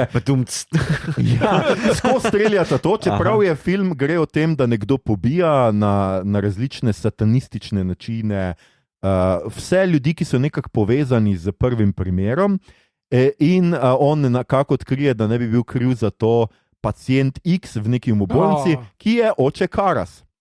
Ki je preživel. Ni glih preživel. Umrl je, ampak demon se je naselil v njega in ga potem obudil in je rabo 15 let, da mu je neurone nazaj postavil. Hkrati pa je istočasno, ko je on umiral, je nekje drugje umiral serijski morilc The Gemini Killer, ki je narejen po Zodiaku. In se še on preselil v njega in se zdaj skratka Pazuzu in Gemini Killer, ki ga igra Brad Dourif, ful dober, noter in zdaj obhodita okrog in pač pobijata vse te ljudi. In noter nikaj, razen da ta Brad Dourif igra ful dober, ko ga on zaslišuje, ta policaj noter v nekem tem umobolnici, ki je taka tema, ful imaš občutek, jagenčki obmoknejo. On ima ful teh monologov, res ful dober. To pa je prišlo v eno leto prej, ne? Točno eno leto prej, ko jagenčki je. In res tako ful enih dobrih monologov noter, ampak bolj manj je to, dialogi so super, vse ostalo pa tako govorijo o ful groznih umorih, vidiš nobenega trupla, nič. In pa tudi tale George Scott oziroma Kinderman ful neki sam šimfa, pa tako se dere na ljudi, kao vsem pričam, ne, povejte mi, kaj je bilo res, ne, to je res The Gemini Killer. Skratka, tudi njega bi bilo treba zapreti. In na koncu, skratka, poskuša en duhovnik narediti izgnati hudiča, whatever, iz tega pacienta, ampak ne rata in ga ta Kinderman ustreli In to je to. Ma pa zelo tako tudi zanimiv prizor plazenja po steni, po stropu, to, kar imamo pol full filmih. To sem pa videl. Ja, kaj je tako starka. Zgleda kar fucked Tiste, up. kar creepy, ja. Drugač pa še kar boring film. Drugač ga je naredil, pa ga je William Peter Blatty, to pa je on naredil sam, skratka, po svoji knjigi je naredil scenarij in potem še film.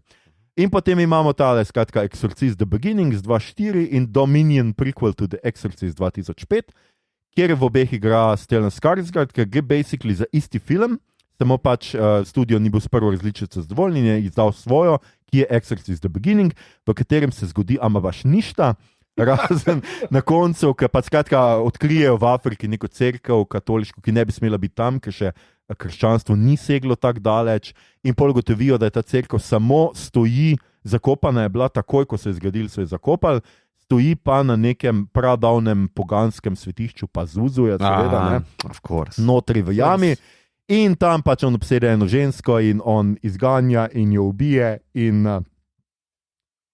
to je bolj ali manj to.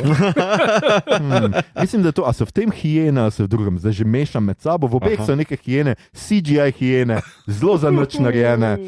In pa najbolj creepy je pa, ker se ljudi dojenček že cel s črvi prepreden, pač ko po njem črvi padajo dol z njega in tako je kar horror, skratka, in potem so naredili Dominion prequel to The Exorcist, v prvem se res tako dogaja, na vsakih 10 minut imaš nekaj groznega, čeprav nima nobene povezave s štorijo in ne veš, kaj se dogaja. V drugem pa ista skratka zgodba, pride spet Skarsgård, ampak so majhne spremembe. Tam igra fadera Francisa, igra James Darcy v prvem, v drugem je nek neznani tip. Prvega Exorcist The Beginning je naredil Rennie Harlin, ki je naredil Cliffhangera, drugače tudi. Drugega pa Paul Schrader, ki je tudi scenarist Taksista med drugim. In ta je dosti bolj, v tale Dominion je dosti bolj v duhu prvega, skratka je full slow burn, ni toliko grozljivega in tako sem na koncu ti spopad, zgleda, da bi se on boril z nekom z unga filma Avatar, pač ne z Avatarja, The Last Airbender, pač on neki lebdi, on demon z demonem obseden, Čuču ali Čiči, ali kaj je že Čiči, se mi zdi, in on vas se spopaleta in on ga premaga in to je to. In tukaj tudi so hijene, ki pa jih pol krave pojejo. What? Ja. In tudi tle je dojenček. Edini prizor, ki je tako dobesedno se ga istega uporabili, je pa ta dojenček s črvi. In ja, seveda, kdo ga ne, tudi jaz bi tega dojenčka s črvi dal. Vsak film, ever. Skratka, če za več si pogledajte na moj Letterboxd, mislim, da mi je bil ta Dominion še najbolj, tretji Exorcist mi je bil dober, ampak samo res tako, kot igra je dober, res pa kot film, pač nič posebne. In smo pri najnovejšem Exorcistu, skratka, kako smo že rekli, Vernik. Izganjalec hudiča, Vernik. Just. Tukaj bi pa vseeno, če za prvega mogoče nismo rabili obnove zgodbe, ker pač, če tega niste gledali, ljudi božji, dobesedno ljudje božji. Ste obsedeni. Ja, ste obsedeni. Tako da Igor, mogoče bi vseeno povedal, kaj se v drugem tem zgodi. Torej. Ni pa Zuzuja, nekaj. En par gre v Haiti na nek honeymoon, whatever, ona je visoko noseča, kar v bistvu že pokaže na eno nerealističnost tega filma, ker visoko noseče ženske ne grejo na Haiti, ne grejo nekam, kjer ni možnosti hitreje dostopati do... Kaj pa ti veš o zdravstvu Haitija? To je taki evropocentričen pogled. Ne, sem to... Tudi potresno močje je, ne? Kot se bolj pokaže, Kot se bolj pokaže, ne? In ona basically umre, oziroma zdravniki... Basically umre, zdravniki rečejo, ok, mogoče lahko rešimo babija, in to naredijo. In potem... Dobro, Igor, super obnova. Te obnove so vedno bolj cinične. 13 let kasneje, give or take, on super shaja s to hčerko, rada se mata, ful v redu, ampak ona pogreša svojo mamo kot vsaka najstnica, gre v ekstremne situacije zato, da bi lahko hengala z mamo, in to je, da prepriča prijateljico, da boste šli klicati duhove. In lega zlomka, za razliko od vseh ostalih najstnic na svetu, nima rata in zgineta. In potem 3 dni kasneje se pojavita in sta obsedeni z demoni. najprej film še nekako uspe graditi to, staršim ne verjame, starši probajo zaupati, skrbi jih, kaj se je v bistvu zgodilo z njimi, ne upajo jih vprašati, ali so vas napadli prav zares, upajo na najboljše, potem pa pač oni dve začneta biti res kripi. Ena od njih v cerkvi, ta prijateljica. In potem basically preko slepo kličejo Ellen Burstyn pa rečejo, ok, vam se je isto zgodilo in pa ste napisali knjigo o tem, kako nam lahko pomagate. In ona reče, aha, to je pa Zuzu. Imam cifro svojega založnika. Knjiga z 10% popustom. Se pravi, če pokličete, urednik v meni. In če pokličete v naslednjih 10 minutah. Ni bil pa Zuzu to, kar Zuzu ni to. To glavni horor reko skužijo, da so vsi člani v svet knjige. Ups, to bomo cenzurirali. Igor. No in potem pač pol pa si film čist zruši, cel ta slow burn, ki je bil. In je neko srečanje v Vatikanu ob eni zelo taki elated glasbi. In je in potem združijo moči duhovniki različnih. Katoliški Avengerji, zberite se.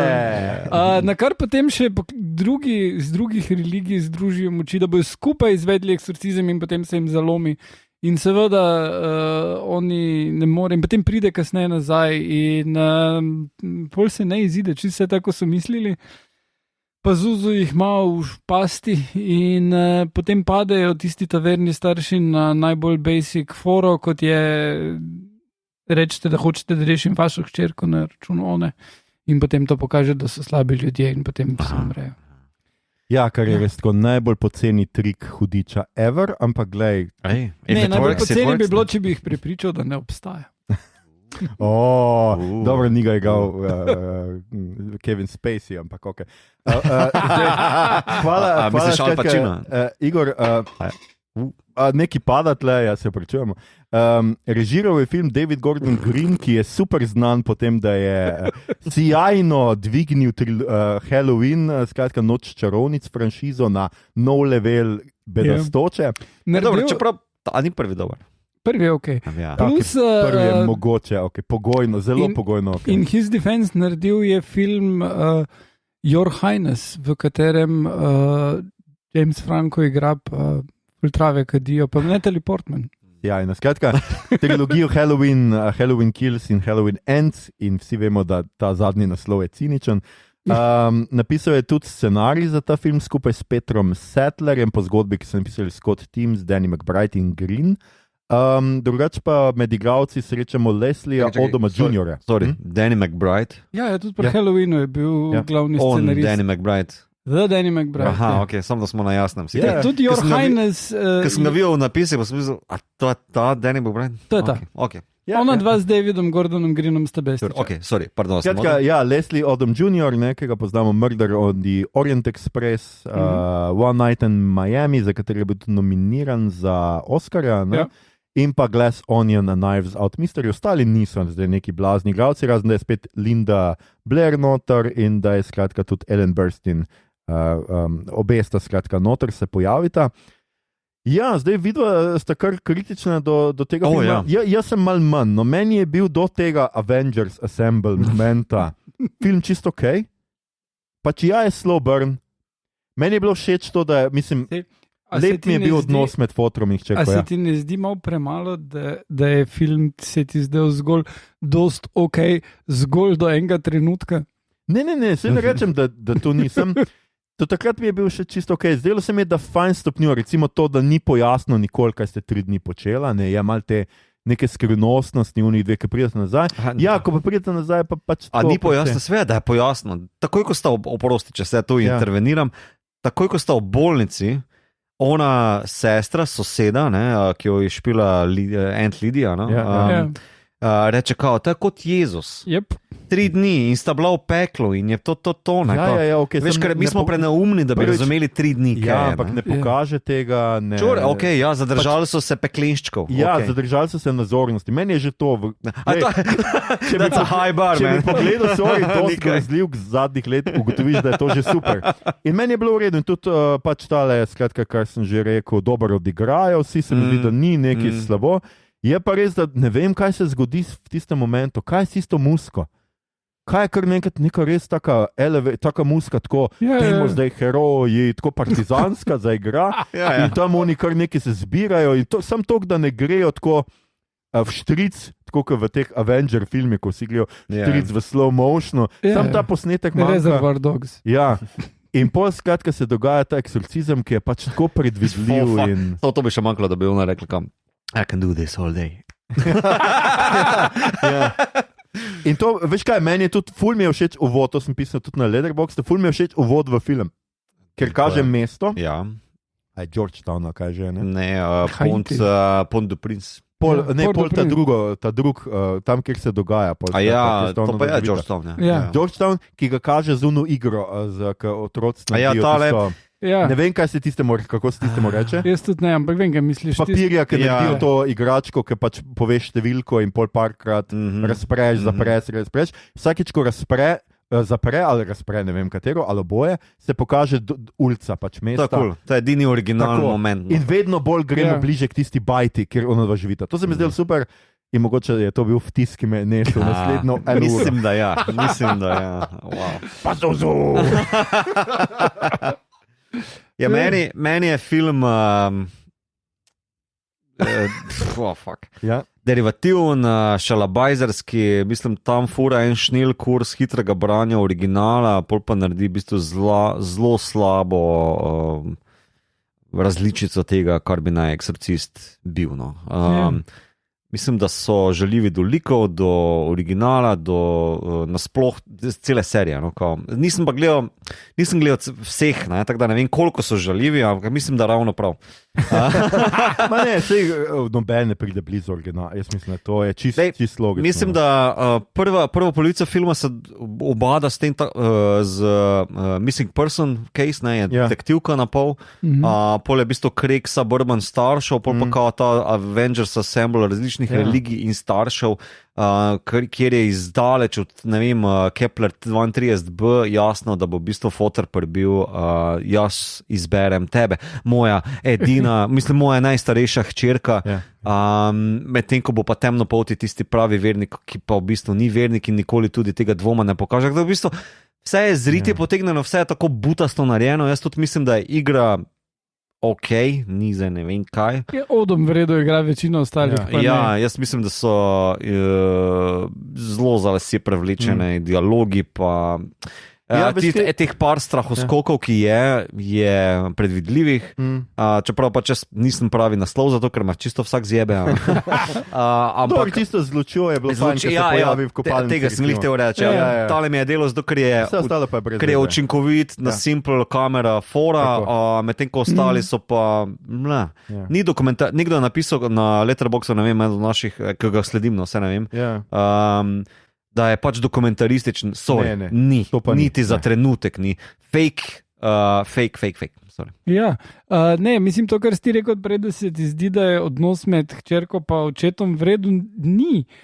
Basically je ful premalo časa temu posvečeno, če primerjaš z prvim filmom, ne? To je res, je tukaj tak, malo sva si utujena, še vedno te krivim, da je mama umrla, ampak 13 let si imel, pol bi vajen odnos zdaj deterioratal čist, če bi jo ti cel cajt krivil, če bi ti pa probal na nek način spostaviti pristen odnos, bi pa si bila še bliže v glavnem. Ne, tu je en kup stvari, ki ne štima, plus družbeno ne pove nič kaj o tem. Mislim, da tudi ta reveal, da je on imel, da je povedal, rešite mojo ženo na mesto moje nerojenega otroka, kao je rešeno v 30 sekundah, kar je totalno zgrešeno, po vrhu pa vsi ti ostali liki, ki so v tem Avengers, kdo ste vi ljudje? Mislim, to je sosed, ki je tam nek voodoo prišel izganjati, pa on župnik, pa ona dva se seveda edino poznaš, ostali so kar neki. Ne, to je tisto, pač jaz mislim, da nastavki so v redu. Recimo, meni je tudi všeč, da je nek konflikt med familijama, da takoj ti vidiš, kako je med obema fotoroma, je neki zaščitniški do nje in to se pokaže že, ko jo pripelje, pa tam z avtom, pa mož zadnji trobi, on pa nekaj, mora nekaj povedati, pa se posloviti. Meni so te stvari dobro nastavljene, sem pol kar to pač pozabimo. Dejansko ta konflikt, ki je med družinama, se nič nekaj smislo, da se bo temu fotoru, ker je mal creepy ta foter, ta beli foter. Ta vedno. Let's not make it a race thing. Okay. Bom poskušal, ne, ampak mal je creepy ta beli foter. Mičkeno je pa creepy do svoje hčerkice, svoje zlate hčerkice, ki jo ima toliko zelo rad, mal preveč mogoče. Ne, mal mi je creepy, ampak nič pol ni z tega. Ne veš, kaj je, nič se ne razvije, nič ni in posebej me pa razpizdi, ker on kar naenkrat preide iz tega, da je on racionalni, ne vem kaj, in oni dve in tega, da bo molo, nekaj, eksorcizem, to pa ni slaba ideja, dajmo to probati, Prebral sem eno knjigo. Ja, točno to. Prebral sem eno knjigo, pizda, založniki, paste kaj. Drugač pa a veš to, če gledamo v prvem filmu, veš to razvoj, propad, koliko si ti rekel, institucije odpoveduje eno za drugo. Najprej fizična medicina, bomo potem rekli, pol psihologija, pol ne vem, kdo in kaj še. Na koncu se ona zateče, ker nima druge in ker noben ne more rešiti in ker ne zna pojasniti. Zato, ker pač omara gre proti njej, ona vidi, kako se omara premakne proti njej in jo skoraj zasuje in si reče, pač pizdam, mogoče pa je nekaj nadnaravnega. Tle pa fotor kar tako. 1, 2, 3, nadnaravno, kol, eksorcisti, pač hujo na kol, eksorciste.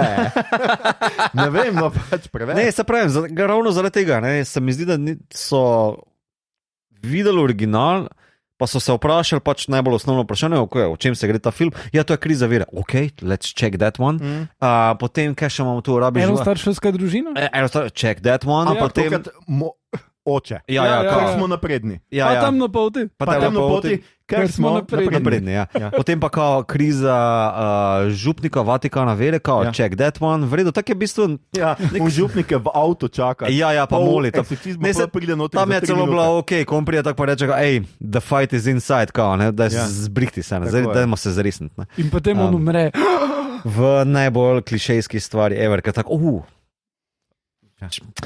pa tudi potem tile odzveni, kao, did the power of Christ compel you, pa se smeji, pa zuzu nazaj in tako naprej. Mislim, malo je ta problem naše nostalgije, da so na to špilali. Potem problem zelo površnega branja, pa koncepta zastavljanja, mislim, branja originalnega filma, pa osnovnih konceptov, ki so jih povlekli z filma, originalnega filma, pa da ni bilo ne volje, ne želje narediti tiste teže pa širine pa minutaže, ki si jo je vzel originalni film. Ker pač, če smo čisti iskreni, sodoben horor si redko vzame takšno minutažo, da te da v nek svet, da te preseli v ta nek določen realizem, kjer se potem zgodi groza. Zato, v bistvu, Midsommar, naprimer, je horor, zato ker si vzame takšen čas, si vzame za okolico, si vzame za te like, in potem na koncu zapade v to. Jordan Peele isto. Ja, isto. Which, mislim, ves ta povzdignjeni horor deluje zato, ker se malo povzdigne nad slasher, B-film, oskimi, plehkimi koncepti. No, gleda elitista. Ja. Zato pa jaz rečem povzdignjen. Ja. Pravim. Se zdaj ste me lahko videli v rogu zihra, veš kaj? Če ko mi to govori, je absolutno vzvišen horor, ne povzdignjen, vzvišen. Ampak se veš, tako mislim. No, mislim ne, se absolutno, pač ta drama in to, da ti like spoznaš, da ti je mar za te like, ker ne v resnici za uno belko, sorry. Ker je res, ker je fokus je ves čas na Odomu in njegovih hčerki. In zakaj bi ti, mislim, una je zraven in šele na koncu, seveda, ko pride ta trik, ugotoviš, zakaj sta dve. Ker ni bilo nobenega smisla takrat, zato ker smo uno kar pustili. Pa še nekako oki si rečeš, bojo naredili to foro, da jo izobražujejo doma, veš, da imajo to neko foro. Ne, niso šli niti v to, ker je pač v šoli v defaultu. Potem v bistvu daš dve grozni stvari v, mislim, grozni / nerodni stvari v cerkvi, ena je ona klasična, kao dekle z masnimi lasmi, ki gleda izpod čela zelo mrko in glasno. Ki jo vsi gledajo, tako 5 minut, kako počasi gre. Pa še ena scena prej, kjer pač bratec pa sestrica vidite, kako se samo zadovoljuje, v cerkvi seveda, ker pač očitno je to za te. Kje pa drugače? Ampak jaz na koncu, veš, kaj sem celo imel feeling, ker sem šel pogledati producente, ker sem hotel preveriti, da se ne motim, pa hvala pa Zuzu, sem se. Ampak feeling sem imel, da je to organiziral ali produciral Daily Wire. Kot neka ta veliki krščanski zanos, a veš.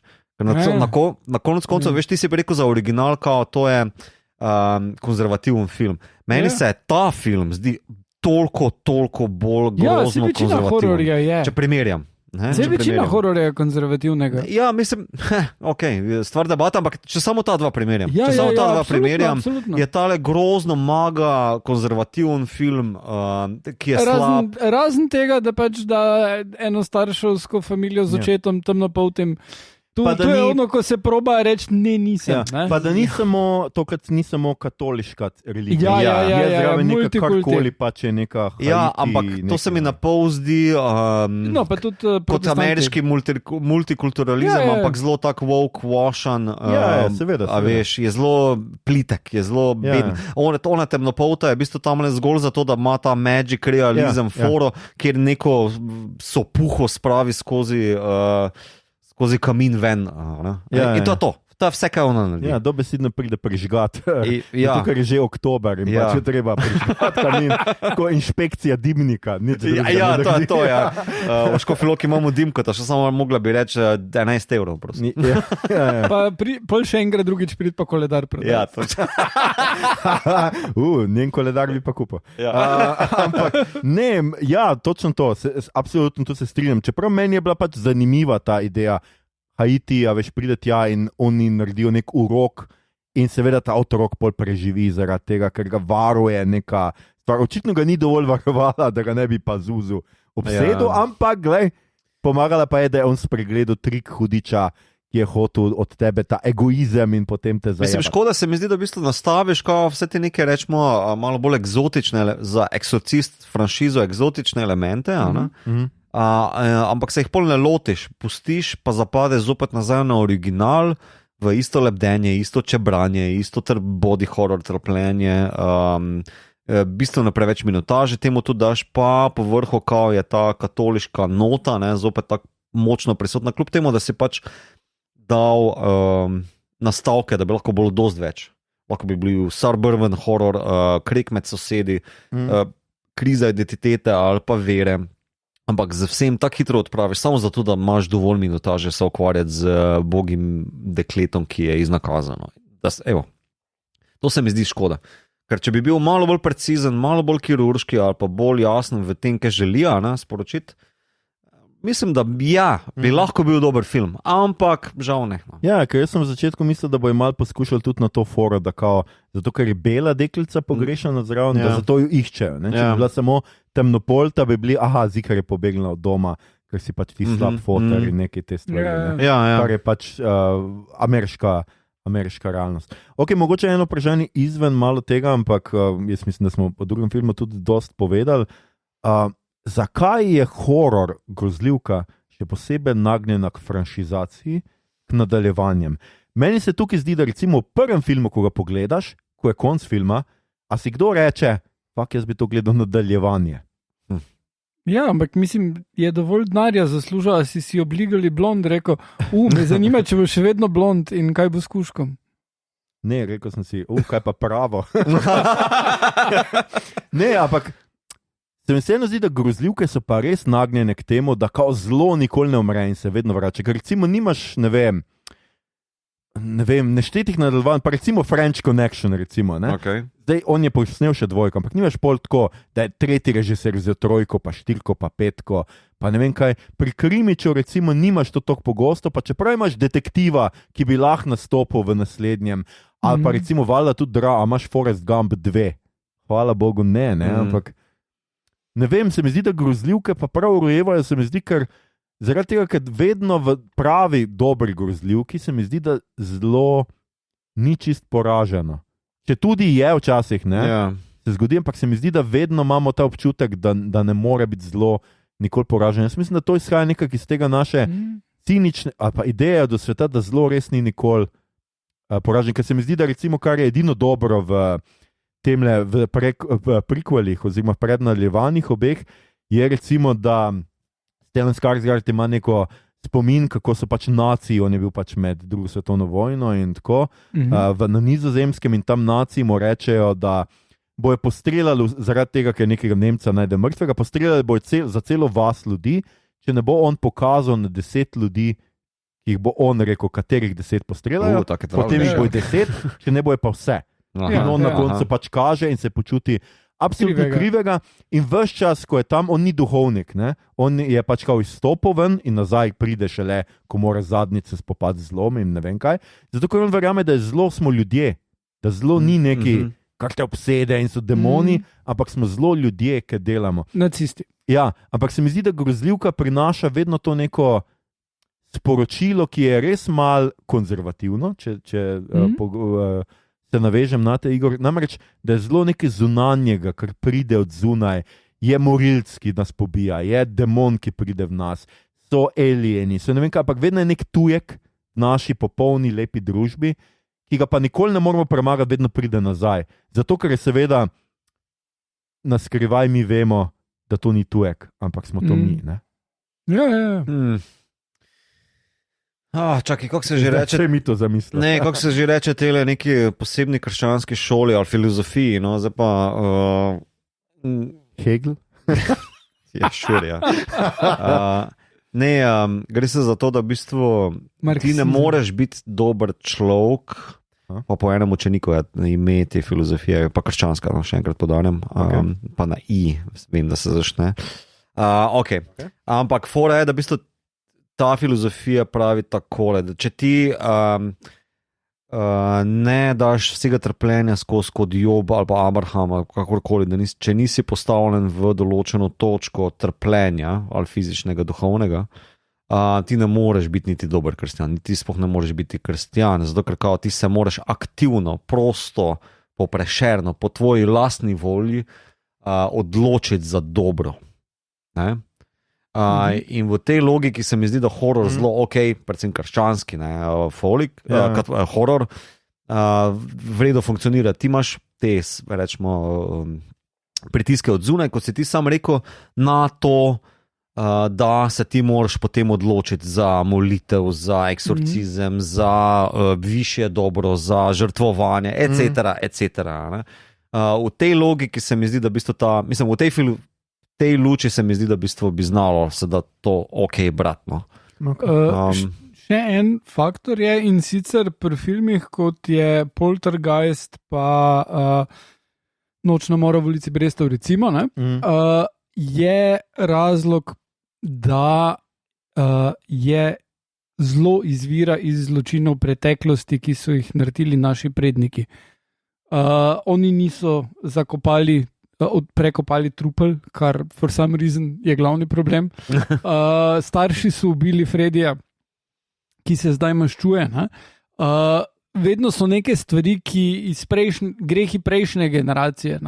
Kar pa zdaj mislim, da če se samo, če rečemo zdaj, da je tu ameriška scena, gre tukaj za manifest destiny, oni so izvedli genocid, basically, in o tem še danes ne govorijo, da je nekaj slabega. Da ne govorimo o celem suženstvu in vsem skupaj. Ja. To je en kup ene travme, ki pride zadaj. Če govorimo o Evropi, pa en kolonializem, ki bi ga lahko omenili, ki so travme, ki pridejo od zadaj. So tudi ne nazadnje povojni poboji in medvojni poboji, če govorimo za naciste in ostale. In mislim, da so te travme, ki vedno znova privrejo na dan in ki jih ne znamo vredo sprocesirati. Mislim, če bi jih znali, a bi še vedno imeli Janšo kjerkoli v politični sceni, obvisli, da ne. In mislim, da je tu en problem, da se zato potem vedno znova vrnejo, ker ne verjamemo, ne znamo verjeti, da smo predelali travme, da smo se lahko odkupili za grehe, ki so jih naredili naši predniki. Torej, katoliško spet. Ja, ne, v bistvu ne. Jaz sem glih kar hotel reči, torej ne verjamem že odpuščanjem. Seveda ne. Absolutno ne. Mislim. Torej ste videli čista woke puritanca. Mislim, če greš zdaj vprašati v Afriko, a so nam oprostili, a misliš, da bojo rekli ja? Ja, jaz mislim, da ne, ampak če se splača prositi za odpuščanje in tako dalje. V Afriki. Okay, zelo ciljno. No, ampak ne, da še odgovorim mogoče na malo bolj kapitalno, socialno, realistično. Jaz mislim, da horror franšize rade ponavljajo svoje teme pa imena ali pa brande, je ravno zaradi mogoče 50-ih. Horror žanr se v bistvu predvsej boril kot B-film, da prišel v ospredje in v bistvu ta brand recognition, ime in tako naprej, je služil vedno kot vstopka za še eno vstopko. In to je del tega. Jaz mislim, da to horror tudi je zaslužen za Marvel in tako naprej, za ta veliki kozmos, kjer se pač imena pa koncepti lahko svobodno selijo iz enega filma v drugega, ravno zaradi free flowa, kapitala, pa da lahko v bistvu kao folk prepozna en horror ali pa eno grozljivko. Meni je glih to zanimivo, ker točno to, kar praviš, meni kar, recimo, mi dostkrat ni všeč pri horrorju, ker gledaš, ne vem, tretji del in so tako, režiser se reče, pa se vejo, kdo je tam morilc, vejo, kva se dogaja, zakaj bi sploh atmosfero gradil pa karkoli, nekaj začne klad. Samo mi to uniči film, ne? Ja, ampak uničiti film ravno zaradi tega, ker kapital bere, kravatari sem reči izrazil, ne ravno kapital, da bo mogoče malo bolj jasno ali pa plastično, ne? Ker tudi na Friedkina, mislim, kravatari imajo radi neke preproste zadeve, tako kot se gre za v tem YouTube kanalu, kot ga vidva rada gledate, ono, kak je že, ko prodaja. Pitch meeting, to je to. Nekdo je na tem pitch meetingu je videl kao film Friedkina, ne, pa je rekel kao, ok, Exorcist, kaj pa se gre, to pa to, kao, to moramo narediti še enega, ker pač deklica lebdi, bruha, whatever, to je grozno, to moramo prodati še enkrat naprej. Ampak režiserji sami se pa redko potem obadajo, ali pa karvatari se redko obadajo s tem, zakaj dejansko je bil ta prvi film dober. Absolutno, nikakor ne. Ne, jaz v bistvu sem ravno za Radio Slovenija, da gremo v kino, napisal članek o teh grozljivkah, vključno z Exorcistom. In sem izpostavil, da tele režiserje, ki so te filme naredili, torej tudi Žago, ta zadnjo, tudi Five Nights at Freddy's in še eden je bil, da niso avtorji, ampak so IP menedžerji. Ja, itak. In tu je to, v bistvu si našteje, zakaj ta IP deluje, to mora biti v novem filmu, je to vključeno, je v redu, snemaj. Ja, v bistvu, to je velik, meni se zdi to velik problem, ne? Da rečemo temu mid-budget film izginja in je izginil, tehnično gledano, in da se v bistvu bolj ali manj ukvarjamo samo še z visoko budget filmov, to je nad 150 milijonov, ali pa low budget, kar pa je horror, ampak zato, da v bistvu nekako uspe, rabi potem neke bližnjice ali pa prijeme, heke, kakorkoli, ne, ampak a veš, tudi na Friedkina so pritiskali producenti, kao da je postavi na mesto v Georgetown, pa Blight, ne, se sta bila partnera, na mesto v Georgetown v Salem, ker se, veš, Salem, v čarovnice, to je spooky, pa tak naprej.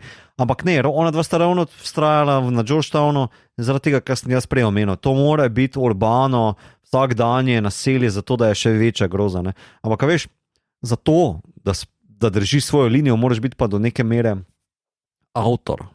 Moraš biti pa umetnik, ne samo menedžer IP-ja, moraš dejansko vedeti, da kaj hočeš povedati, da imaš neki message, ne. Lahko ti whatever uporabljaš od IP-ja, ne. Se v bistvu to smo videli že par primerov, ne, da lahko uporabiš neko predobstoječo franšizo, pa potem nekaj novega poveš s tem.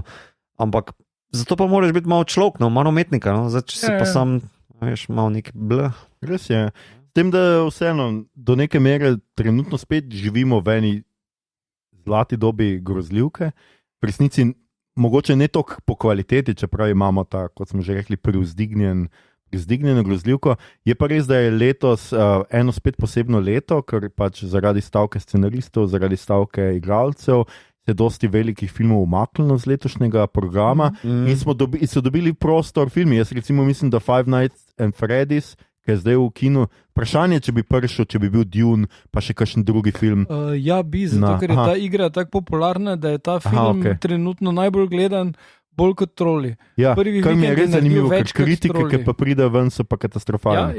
Jaz sem ta film je imel razprodane vse projekcije na prvi dan, jaz sem šel gledati četrtek in strume najstnikov ven hodile. Jaz se ga moram iti pogledati. Ja. Ali pa ne, veš? Ne. So stvari, ki jih lahko počneš s svojim časom, ki ne vključujejo tega, da greš tak slabe filme gledati. Recimo? Ok, pustimo to debato za kaj smo gledali in brali in vse to naprej. jaz mislim, da smo povedali o obeh filmih vse. Ja. Absolutno, jaz mislim, da je prvi klasika in da je to nekaj, kar vsak, ki ima rad ne samo žanr, ne samo grozljivko, ampak tudi film nasploh mora videti. Ja, mislim, z namenom ni brez veze 10 nominacij za Oscarje. Tako, je tam, so Absolutno. tam.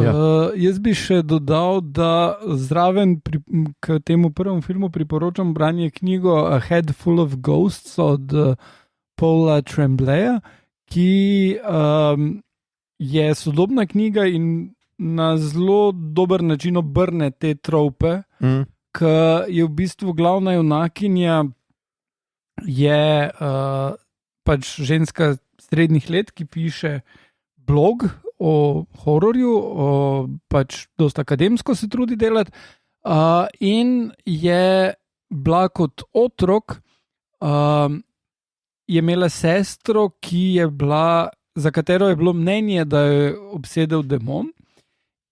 In to je bilo v 90-ih, tako da so imeli reality TV, so snemali o njihovi familiji, kjer se poskuša izvajati eksorcizem.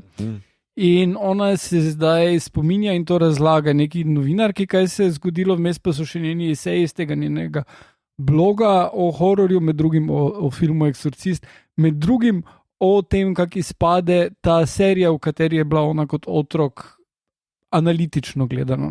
V glavnem, zelo clever, prepleten narativ in zelo, bom rekel, kar disturbing storija, ki si v bistvu cel cajt želiš, da bi bila posredi pač demonska obsedenost, ker nasprotno, če je ni, je toliko hujšna. Pač zgodba potem je pač posredi mentalna bolezen, ne? Ampak ali je, ne?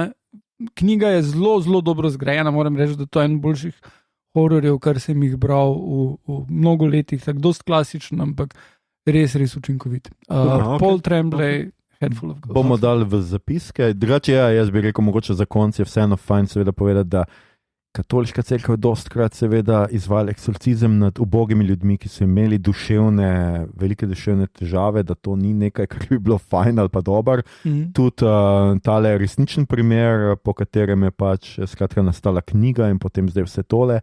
Seveda mnogi sumijo, da je imel ta fant, ker tam je šlo za nekega najstnika, pač resnične in tudi dolgo večkrat izkazane pač duševne težave in da to pač nekaj, če se vam zdi, da ima kdo je obseden z demonom, mogoče probajte iti najprej poiskati kakšno duševno pomoč, pa ne v psihiatrično kliniko Ljubljana, ker tam...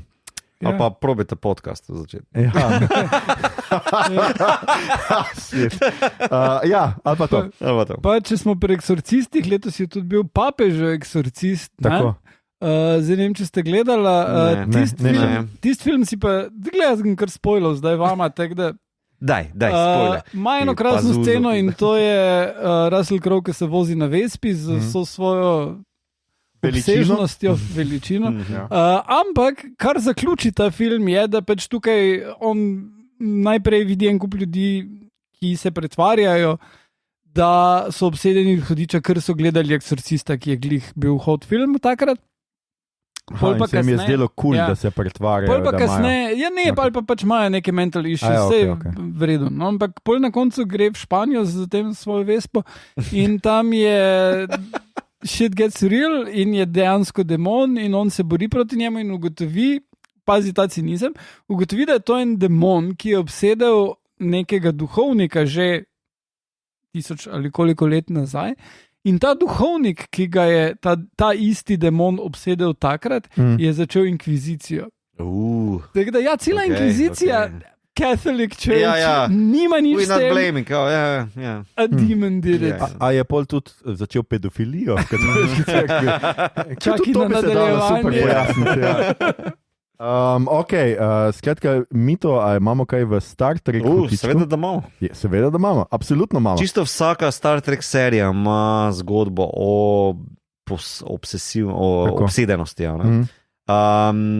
Ali je to neka, ne vem, alien entiteta, ali je pa to nek sci-fi fora. Skratka, alien entiteta je sci-fi. Ja, ne, lahko je z čisto religijskih for. Ampak tukaj najbliže temu se mi zdi epizoda Deep Space Nine, The Assignment, 5. sezona, 5. del, če se prav spomnim, kjer Keiko, žena od Milesa O'Briena, pride iz neke naloge na Badgeru in mu takoj pove, no, moj news, dragi, ne, zdaj, ko si se tist les kašlo, je pa, da jaz nisem tvoja Keiko, jaz sem v bistvu nekdo drug. Jaz sem ta pa, ne pove kdo pa kaj, ampak jaz želim, da zame narediš določene stvari, če ne bom naredila točno tole in začne neki totalen body horror, jo zvija na možganska kap, whatever, Miles se prestraši v nulo in pol se ona takoj zbudi, predno kliče Bashirja na pomoč in mu reče, no, vidiš, to lahko jaz počnem. Jaz sem demonček. Skratka, na koncu se izkaže, da je ona obsedena z par Wraith demonom, kar so hudički od profetov, ne, ki živijo v tele črvini notera, in želi uničiti črvino, da bi v bistvu vsi tile profeti kakorkoli umrli. Na koncu se pač Miles strezni, zbrihta s pomočjo Roma, brata od od drugega Ferengija, skratka zmagata in Keiko se povrne nazaj v prvotno stanje in to je to. Ta je v bistvu res najbliže, da je nekdo obseden z demonsko oblastjo, entiteto, kakorkoli bomo temu rekli, s tem, da pač v Star Treku so to resnične zadeve, veš. Drugače sta novim eksorcistom, ne? Pa imaš pač cel DS9, kjer je single father. Ne? Aha. Ja, tudi to je. Tako da, mislim, ta epizoda je kar... Pa še glede obsedenosti, ne? Ravno sem pogledal pred kratkim ta del Strange New Worlds, ki je crossover z animiranim, kjer pač imaš tipa, ki je obseden z Spokom. Ja. To je. Ja, drugače imaš v to negativno conspiracy, ko imajo neke parazite v sebi, trili so tudi tako zelo zanimiva, mislim, ni obsedenost, ampak je dobesedno parazit, pa seveda borgi. Ne, še več imaš tega. Imaš naprimer ona epizoda, kjer so obsedeni v TNG v Trojem, O'Brien zopet, pa Data z nekimi duhi na enem planetu, ki se vam naselijo in potem terorizirajo celo ladjo, na kar jih rešijo jih potem z nekim elektrošokom. To vedno pomaga. Potem imaš v Enterpriseu, ko se oni inštalirajo na neko popravljalno postajo, kjer jih kao alieni / researcheri kao celo posadko bolj ali manj obsedajo. V Voyagerju imaš, skratka, čisto vsaka ima neki z to logiko. Še najbolj pa iz tega religijskega slashka, to fora ima pa DS9. Ok, super. Kaj? To imaš pa, naprimer, sem gledal, imaš The Enemy Within, kjer Kirk, samo je bolj doppelganger fora je, ne? To imaš pa še, mislim, da ima Spock neko foro, pa McCoy bi lahko dal noter tukaj v All That Yes, All Those Yes. Malo sem pozabil naslov. Skratka, tudi imaš 2-3 epizode. No? Ker na Redditu sem šel prav opisati, Possession, Star Trek, Concept, tak naprej in v bistvu so 20 ali pa 30 epizod. Bomo dodali še tole zraven, ta link za vse te obsedenosti v Star Treku. Obsedenci z konceptom obsedenosti. Super. Zdaj smo v rubriki, kaj gledamo, beremo, špilno, poslušamo, a smo uspeli kaj pogledati, poslušati od prejšnje epizode? Igorja prehitev, ne. Zaključil sem sicer The Follow House. Tudi. Okay. Nice. Bomo to delali mogoče naslednjič? Mogoče. Ne vem še, mislim, meni je zelo, pogledaj najprej pa bomo se zmenili, ampak meni je fina zadeva. No? Mislim, zelo, če si malo pol fana, absolutno sem. Je tingli. I get that reference. Bledolični, brkati moški, what's not to like? Ne, pa se niti ni toliko, da bi skrivali reference, kot je pač kako dobro je zapakirano zapakirana ali poezija ali pa referenca v nek normalen, v zelo Bunny Rabbits, narekovaj. Mislim, Flanagana smo skoraj naredili vse njegove prejšnje serije. Da ne bi tebi bilo že čudno. Blasfemično. Igor, si ti slučajno kaj pogledal? Tudi to sem pogledal do konca, pa Poker Face gledam, ne vem, če sem že omenil. Si omenil, ja. It's awesome. Ful mi pa še, da ena epizoda na teden, res kul. Poker Face. Pogledal sem animiran film Nimona, ki je taka zelo weird, otroška zadeva. Basically, kaj je weird, je, da štarta z eno legendo, kao nekoč pred davnimi časi je bila ena pošast terorizirala to naše popolno mestece, vas, in potem je prišla Godora ali kakorkoli in je izgnala to pošast. In zdaj, ne, tisoče let kasneje, imamo high-tech državo, kjer imamo še vedno viteze in celo feudalizem. In zdaj bomo novo generacijo vitezov sprejeli in potem pač eden od vitezov ni bil pač iz plemiške družine, ampak je kraljica rekla, ok, ti mali fant si pa cool, pa lahko se treniraš za viteza in zdaj bo postal vitez in potem njemu nekdo zamenja meč, ko bi ga naj kraljica povzdignila. In kraljica ubije tisti meč, na kar njega osumijo, da je morilec. Glej. Okay. In potem se pojavi glavna... To je risanka za otroke? To je risanka za otroke. In potem se pojavi glavna junakinja, tu smo. Je ena mala deklica, ki je shapeshifter in ona reče, jaz bom njegov sidekick, ki bom delala štalo, ker je vse skup metal. In je res cool in odpičena, Chloe Grace Moretz ji posodi glas, temu vitezu je pa Riz Ahmed, tako da kar kul. In potem delata štalo, da bi oprala njegovo ime in ugotovila, kje je zarota, ker pač the authority wants to bring everyone down, there is no monster state pač. Ampak, glej, luštno je narejeno, pa predvsem tale Nimona ima totalno energijo, ful je fun. In tale world building je res what? To je na Netflixu, ne? Ja, na Netflixu. It comes with the subscription, yes. In ona ni Mona.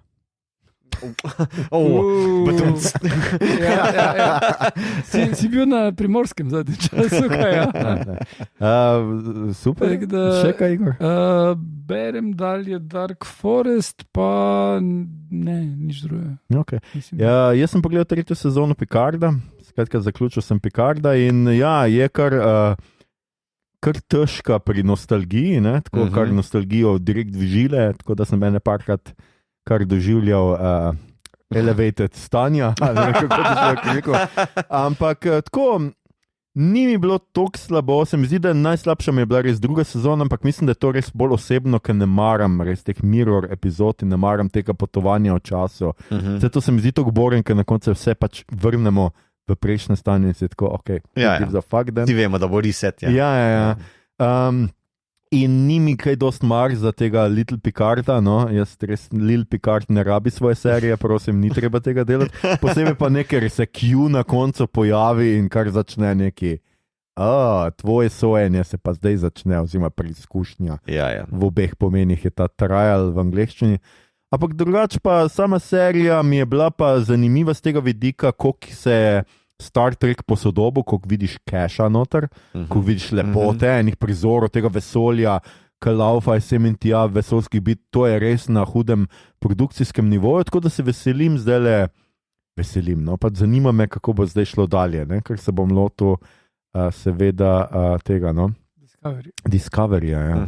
Ja, produkcijsko je tam. Produkcijsko. Kako zelo vešče je to rekel. Prvi Picard je produkcijsko slabši. Ja, malo, ampak tudi, da bomo za celega sejat lele, ampak ne, Discovery je meni čisto legit potem nadaljevanje tega, čeprav bi se preseki malo za Bom. Definitivno bom. treznitev, kao za Lower Decks. Ja, definitivno bom gledal še ene par risanj, Ja. kaj bom Lower Decks, pa Uno tudi kaj. Strange to New drugo. Worlds tudi, to lahko vse zagledam. Tako da bom zdaj nekaj bom mal kombiniral, Ne, sem se Strange New odločil. Worlds je basically spin-off druge sezone Discovery. Ja, Tega, tako da Discovery najprej. Ja. No, ok, se pravi, dve Ja. sezoni Ampak- Discoveryja pa pol. Lower Decks pa potem na eni točki naredi, ampak mislim, da v Lower Decks ni tega, da so naredili na Discovery, na Strange New Worlds. Ja, v četrti Res, sezoni tretja epizoda je bilo kao, fuck, se to je bilo pa tako, kot je bilo, ne vem, Tam, ja. tam, ampak to je četrta sezona, nič te ne skrbi. Ja. Ja, bom probal tole vse nekako sproti gledati, pa bom pač videl, kaj se bo dogajalo. Bom poročal. Jaz sem pozabil gledati, kot sem že prej omenil, gledal sem Five Nights at Freddy's, to moram povedati. To je risanka, mislim, igrica je, dobesedno igrica, v kateri si ti nočni čuvaj v pizzeriji, ki ima za zabavo za otroke animatronične živali. In potem te animatronične živali hodijo naokrog in ti moraš paziti tam, da se nič ne zgodi, ampak potem te postanejo morilske, preko slej pa te probejo beg spraviti. Preko slej. Preko slej. Ja, it's just, you know. Okay. Tekom igr se pol izkaže, da so to duhi otrok, ki so bili ubiti in not absorbirani. Glej, igrice tudi grejo v preveč kompleksne zgodbe, ampak they got nothing on this movie, ne? V tem filmu, ne, poleg tega, da pač je čuvaj, ki je tu not v creepy placu, ne, so dodali, da ta čuvaj rabi imeti cel backstory. In ta backstory je, pazi, ko je bil mali, so mu ugrabili bratca, starša sta kasneje zatraumirala in oba umrla, bolj ali manj tragično, najprej pač basically suicide, I guess. Njemu je posledično ostala sestrica mladoletna, za katero mora zdaj skrbeti, pol ima pa še evil teto, ki hoče tole sestrico sama prevzeti, zato da bi dobivala denar od socialne. Aha. Pol pa še niste še sploh zvedeli za policajko, ki randomly hodi naokrog in je v bistvu povezana s to pizzerijo, ne zato, ker samo je tu odraščala, ampak se izkaže, ker je njen foter lastnik bil, ker njen foter, ki zdaj dela te agencije za posredovanje dela, ki mu je zrihtal ta job, da on dela kot čuvaj, ker je pa v bistvu bivši lastnik te pizzerije in morilec, ki je ne zgolj ubil tiste otroke, v katerih sanjaš, ko si tam in ki jim bodijo te animatronične živali, ampak je ugrabil že njegovega brata. In pol se obleče.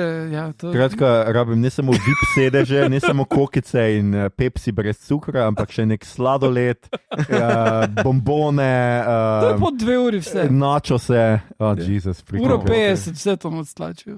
Sjajno. Ljudje in ljudine. Jaz vem, da ne boste verjeli, ampak povem vam, to je bila že naša 170. epizoda. Jezus Kristus vas preganja. 170. 7. specialka za noč čarovnic. 7. specialka. Ok, pa Zuzo, daj mir. Poslušali ste podcast, ki se oglaša imel Bot, podcast za serije, filme, risanke, špile in knjige vseh žanrov od F do Z, ki ga gosti mreža Aparatu. Z vami smo bili Igor, nuklearna družina Harp, Mito, kriza in beda institucij Gegič. In Aljoša, katoliški maščevalci Harlamov. Tole epizodo smo posneli pri meni doma v Šiški, zato se zahvaljujem svojim sosedom za zvočne učinke. Če vam je bilo všeč, kar ste danes slišali, delite, všečkajte naš podcast, naročite se nam preko vaše najljubše aplikacije oziroma ponudnika podcastov, dajte nam kakšno ceno na Apple Podcasts ali Spotifyju, spremljate platformo Aparatu z odličnim in raznovrstnim izborom podcastov in če se vam bo slučajno zdelo, da imate v sebi demona, ne vas pomirim, res je. Že od prve epizode našega podcasta preko subliminalnih sporočil redno odpiramo vaše nezavedno za reklamiranje Lucky Strike cigaret in vstop satana, kar je včasih pravzaprav težko ločiti. Vsakič, ko poslušate novo epizodo podcasta, ste bolj naši in je vaša duša v nižjem krogu pekla in bolj si želite prižgati kakšen cigaret. In ko jih boste poslušali dovolj, ko boste dosegli tisto magično številko, ne povem vam, katera to je, boste doživeli nepričakovan, nenaden in močan orgazem. Podcast Obot. Podcast Obot. Med poslušanjem kričite, a vsi vemo, da uživate. Na Twitterju nas najdete kot podcast Obod, na Facebooku in Instagramu kot podcast Skujemo, Obod brez pikic vmes. Sicer pa najdete vse pomembne povezave tudi v drevesu povezav oziroma na Linktree, ki ga najdete na dnu objave. Vabimo vas tudi na naš Discord server, ki lahko klepetamo vsem tekočih epizodah o tem, kaj žanrskega konzumiramo ali bodemo konzumirali, sprotnih kratkih recenzijah in še marsičem. Na družabna mreža še vedno tudi delimo rajcere, prikolce, novice sveta žanra in druge zanimivosti in tja lahko smerite vse vprašanja, pripombe, komentarje, molitve za odrešenje vaše duše, predloge, kaj bi z vas pogledali naslednjič. To je bila že 170. epizoda. 70. Dragi oboževalci in oboževalke, naslednja epizoda 6. sezone, če ne bo spet kakšnih presenečenj, je na vrsti 14. novembra in govorili bomo o, pustite se presenetiti, morda padcu hiše Ašer, morda tudi ne, pustite se presenetiti z nami vred. Se poslušamo takrat. Hvala vam za vašo pozornost, pa Zuzu, prosim, javi se. Ja. Ja, pa sem ja, to imaš, to je vse, kar imaš. No, mi ti še nisi naredil creepy voice, da slišimo še tebe. Čak, ne. Ok, pa Zuzu, dej. The power of both compels you. A vrejo, a to vrejo. To je to. To.